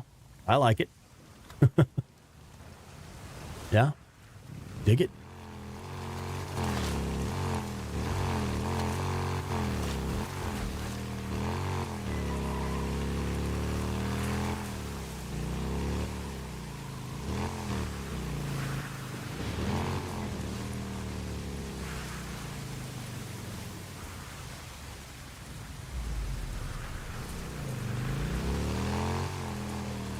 I'm expecting an ambush at any fucking moment now. Been a minute since we've had any roadside ambushes. Still no? Wow, okay. We've passed like 6 points where there could be a wire trap or a sniper, and we ain't had shit so far.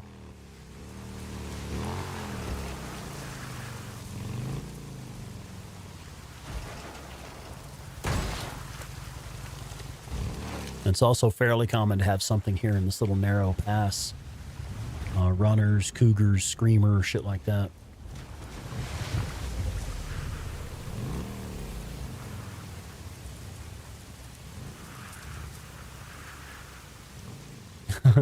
You hate the fog in this game? I think it's beautiful. I think the cascades early in the morning on a foggy morning is absolutely fucking gorgeous. But it is tough driving through it. I love how the rain actually makes these muddy roads more slippery. That's just a brilliant, brilliant game design effect. I love it. Fewer marauders out when it's raining. That's possible. There's marauders right there. Yep, right there.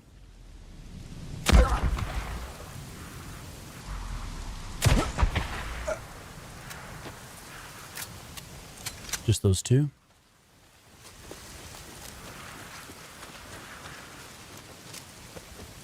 Yeah, the fog is beautiful. I love the snow at Lost Lake.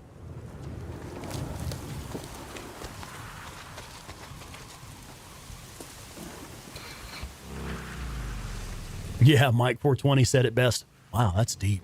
Yeah, right. Okay, let's do this mission for Taylor. Come on, boy. Don't give up on us. We're not done. Son of a bitch. Tell us where your camp is. Maybe we'll let you live. Fuck you. Bring him down. I don't think he can hear us. Yeah? Let's see if we can do something about that. You're gonna die. I'm not telling you shit. Come on. Let's do this. Cut up. Can you hear me now? Hello? Get him the fuck out of here. Come on. Mishkovalich, I see your comments there on Twitch. Let him know that's the best video and what got me going in the game, or I would have quit. Who? Which video? And I see your comment there. He's such a good actor. Who's that? Deacon? I'm sorry, Sam Witwer? Come in, Taylor. Yeah, Something Wicked. Yes, definitely. Did Bend Studio ever explain why they chose Oregon for the story? It's because they are from Bend. Bend is a city in Oregon. They're from, most of the folks that work at Bend are they live there.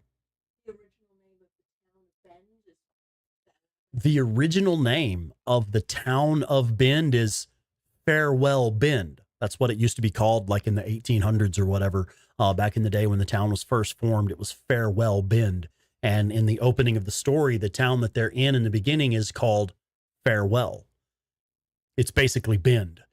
So yeah, that is exactly where that comes from. They're actually from Oregon. Like, one of the reasons that all the plants and the trees and the moss and the stuff look just like assets from Oregon, because they literally had people go out in the woods and take pictures of that shit in Oregon to bring back to the studio for making the game. Yeah, that's exactly why. Many of the locations in the game are real locations in Oregon. Like, I'm sure you probably already know that, but I mean, like literally, like some of the restaurants and shit are places just like different places in Bend, or all over the Oregon area, not necessarily Bend specifically. But a lot of the stuff you see in the game, if you drive up and down Highway 97 in Oregon, you'll literally see some of the places from the game.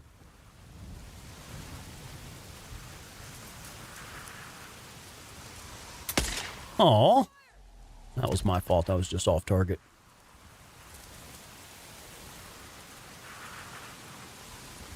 You should go to Oregon. Yeah, you absolutely should. Now, like I said, the actual name of the town is Bend, not Farewell. But yeah, if you are a fan of Days Gone, you should absolutely take a Days Gone and inspired trip through Oregon.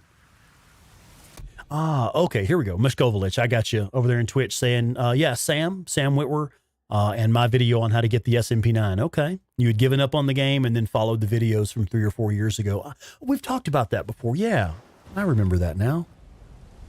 Well, I am sincerely glad that those videos helped you enjoy this game.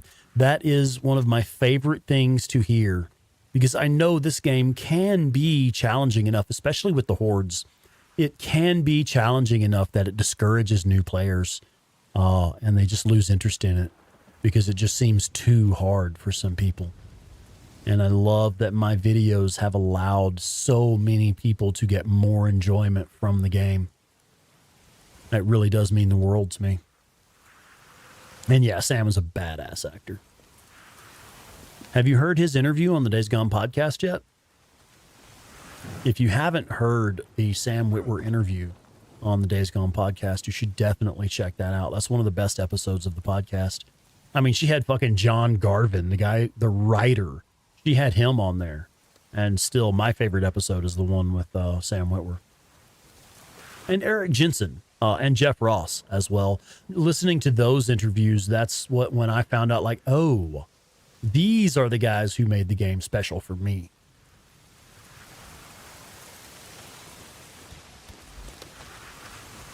Yeah, Eric Jensen and his team and Jeff Ross.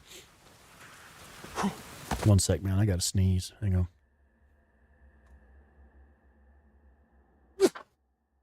Oh, there we go.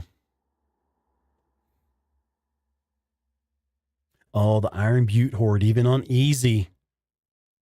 Yeah, so cooked, it actually gave you the option to skip. Yeah, and for me, the Iron Butte Horde is my favorite horde in the game because there are so many explosives there. Elijah, he was the lead writer. He didn't literally write all of it by himself, but he was the lead writer. No, do it. Yeah, he mostly wrote it. Yeah, How you doing, Taylor? You know, I've had better days, I'll be honest with you. So, John Garvin had some assistants who wrote some of the like side stories and stuff. But yeah, it was mostly him, I suppose. I'm gonna go radio Captain Curry. He's gonna send someone to pick you up. All right?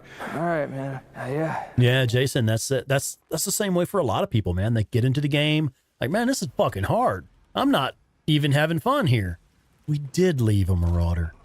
A lot of people come in and they're like, yeah, dude, this is just crazy hard. I'm really not having a good time with this. And they put it down, especially once you get slaughtered by your first horde or two, you know? Come back. This is Curry. I'm here with Lieutenant Whitaker, checking on your progress. Corporal, I've told Captain Curry that you're an immense help. Yeah, summertime. Sam Witwer and also Bernardo De Paula, the guy who played O'Brien. They play Days Gone. They're fans of the game and play it. Sam Witwer even streams it sometimes on his Twitch channel. No. I dealt with these bastards, but we have an injured man, Private Taylor. They fucking slice his ear off. Yeah, it's what the critics were saying. It's too hard. I'm not having fun. What was he doing out there? You know, also another reason to listen to the Sam Witwer episode of the podcast, he actually talks about that and like real, unbiased. He actually has some things to speak to about how critics review the game, how the process works, how the industry is built, and why it is the way it is. I found that pretty insightful myself. All right, now we generally get wolves spawning up here, wolves or a bear, one or the other. Okay. 1 p.m.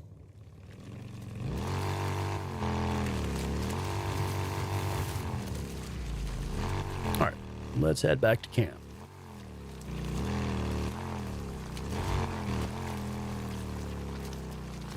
Yeah, I never thought the beginning was slow either. I really enjoyed the first few hours of the game. For me, it was crazy. In the opening scene at Crazy Willie's, your first like open combat encounters, the baseball bat was the first melee weapon that I picked up. And I was mostly using stealth, sneaking around in the bushes and stabbing enemies from stealth. The first enemies that I engaged in open combat with my melee weapon were the newts on top of Crazy Willie's garage. So the first time I used a melee weapon in Days Gone, I was beating children to death with a baseball bat. And I knew right then this game was just going to hit different, literally, you know. I knew right then this game was going to be on another level.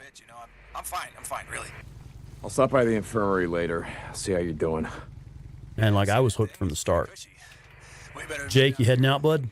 All right, man. Hey, thanks for being here, buddy. We appreciate you.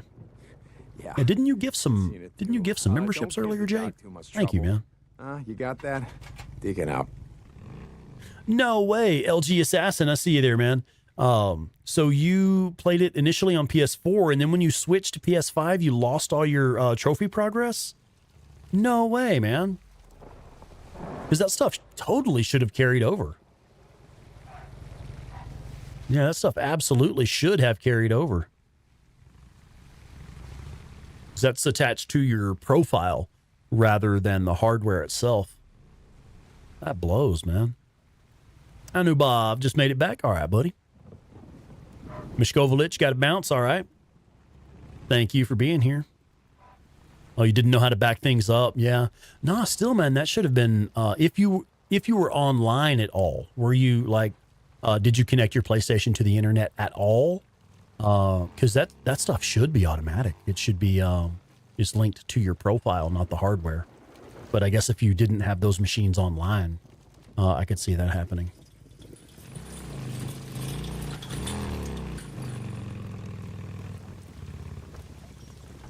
The Great Malenko 009 over on Twitch. Hello, welcome in. Yeah, you're welcome. The Great Malenko on Twitch is saying, thank you, Sponicus. Just finished Hard 2. Right on. Kick ass, man.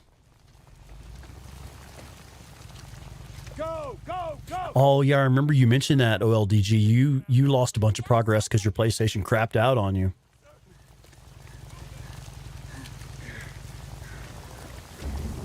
Yeah, you do have to have a PlayStation Plus subscription in order to use cloud backups, but that's just your game saves.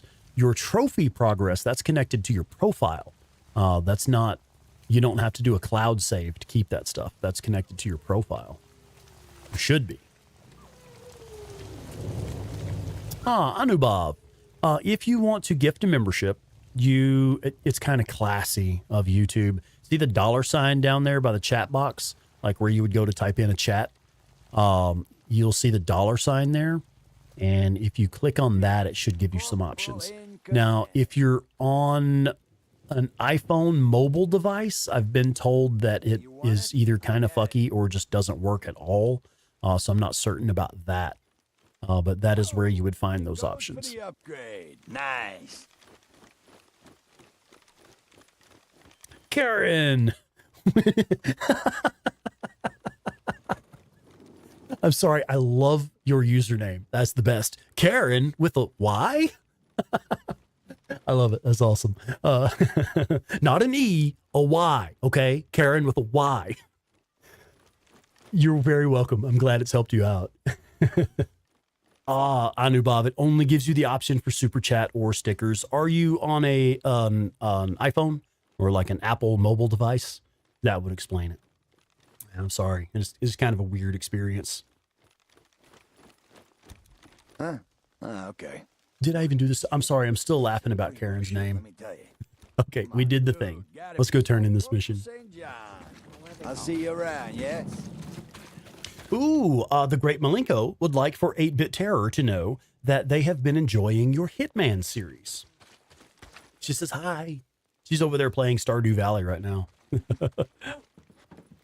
Oh, she's playing Hitman. Weaver, I swear to God. What, are you afraid of a little competition? Get out! Is there That is the Great Malenko on Twitch. Oh, on Twitch. Yeah, they're on Twitch. Just a friendly discussion, Corporal. Lieutenant. Yeah, Anubhav, if you're, I don't know if you have a PC or a laptop available, you may be able to do it from there. It's just Weaver. We're on ready. Heading out. All right. Well, thank you for being here. I appreciate your questions tonight. I love it when folks come in and they have like hardcore lore questions and stuff for us. That's great. Glad to have you. Every time you thank me, I end up outside with another one of your bullshit requisition forms. My bullshit. That's what you think? My bullshit requisition forms? That was the wrong thing to say, sir. You know, I don't understand why you're still here. Well, then let me enlighten you. I spent the last 2 years 8-Bit cheating on Deacon. one by one, up close. No, she's over there trying to romance Clint. Flesh rotting between their teeth. Or something. In Stardew Valley. At once. Fuck it. I'm in. All right, Prawn, we'll see you around. Thanks for being here. But if you don't want me here, you know what? Just give the order, ma'am. Deacon, wait. Fucking smart ass. She's like, no, wait, I actually do. I actually do have a requisition for you. Oh, shit, okay. Rick Miller. Rick, thanks, man. Hell yeah. Welcome in, Rick Miller. Rick has gifted 5 Sponicus Rex channel memberships. The lucky winners are Blazed Angel, Origami King 187, CJ Severus, Paul Rohde, and Century Gold Den. Right on. Thanks, man. Anubhav, it's okay, buddy. It is the thought that counts, and we do appreciate you just the same. Oh, Elijah, you had a problem with Sarah saying that. I don't know. I mean, she's asking for help, and Deacon's just being a smartass. Oh, Karen with a Y. Okay. Yeah, no worries. Lots of spoilers here. I should have mentioned that in this bit. We are in a late game segment. Yeah, you are on iPhone. I see.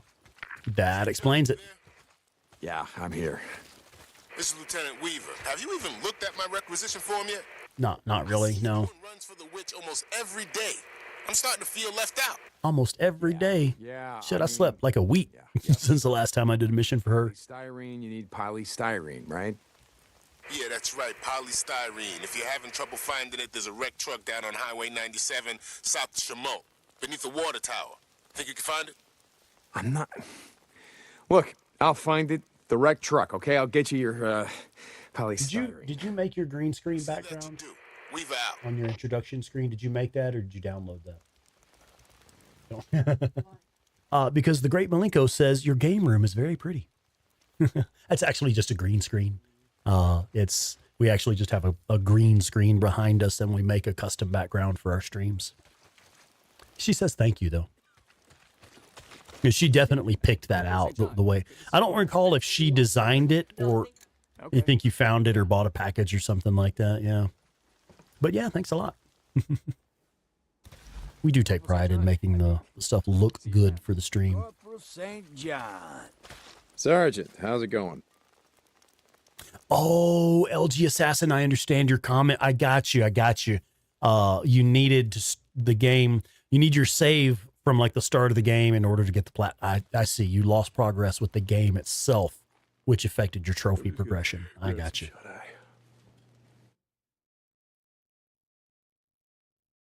Well, yeah, Elijah, she grows plants and she makes herbal teas and stuff. She's basically an alchemist, if you think about it that way. And they're just being assholes. Oh, Anubab, okay, so there we go, right on. Check it out, man. Anubab was able to gift those memberships he was talking about. Paying it forward, man. Hell yeah. So check it out. Anubab has gifted 5 Sponicus Rex channel memberships. The lucky winners are Ari, Old Lady D Geek, Mark G, Turtle 4614, and Gab Rag. I love that username. Yeah, that's awesome, dude. OLDG has been a long time channel supporter. And I'm going to be entirely honest with you folks. I got to let you know, a lot of the shit that we know about Days Gone, we learned from OLDG. A lot of the stuff like, hey, there's this hidden little location down here that you may not have been to. Stuff like that. Yeah, OLDG's been around for a while. Long time channel supporter. I love to see her getting a little love there. That's nice. Mark G was just here earlier this evening and did a super chat contribution for us. Love to see him get a gifted membership. That's really cool. Yeah, right on. Thank you so much. Thanks, man. Sarge, good to see you. Okay, let's see. I think we're done at all the merchants. We've turned in that mission. Yeah, bought everything I can buy from him. We've repaired the bike. Okay, that is it for tonight, folks. We were able to hit level 2 with Wizard Island Camp, and we've already got level 2 with Diamond Lake Camp. We don't have any. We do have another story mission up. Okay, yeah, we got to go get Weaver's styrofoam, polystyrene. Sorry, styrofoam is trademarked. Can't say that. So yeah, that is it for tonight. We did everything we set out to do. We're making great progress on this permadeath run. And we've had a lot of new folks come in with some great questions. Been fun answering those questions. I've had a great fucking time tonight, really. I want to thank everybody for being here. It's been a wonderful show this evening. Been a real good turnout. We had a bunch of weirdos being trolls, but we got kick-ass moderators like Violent Jones who have been helping us take care of that. So thank you also, Miss Violent Jones. Everybody give a big shout out to Miss VJ there. That's one of the best damn moderators we've had on this channel. So thank you. We really do appreciate you. And that is me, man. We'll go ahead and shut it down. And I do intend to be around Wednesday evening. I don't know if we'll get to do a bonus. Today is Wednesday. I don't know if we'll get to do a bonus stream tomorrow night. We'll definitely be on Friday. Friday's always our big night. So do be ready for a stream on Friday night. And hope to see y'all again real soon. Good night, everyone. Thanks again.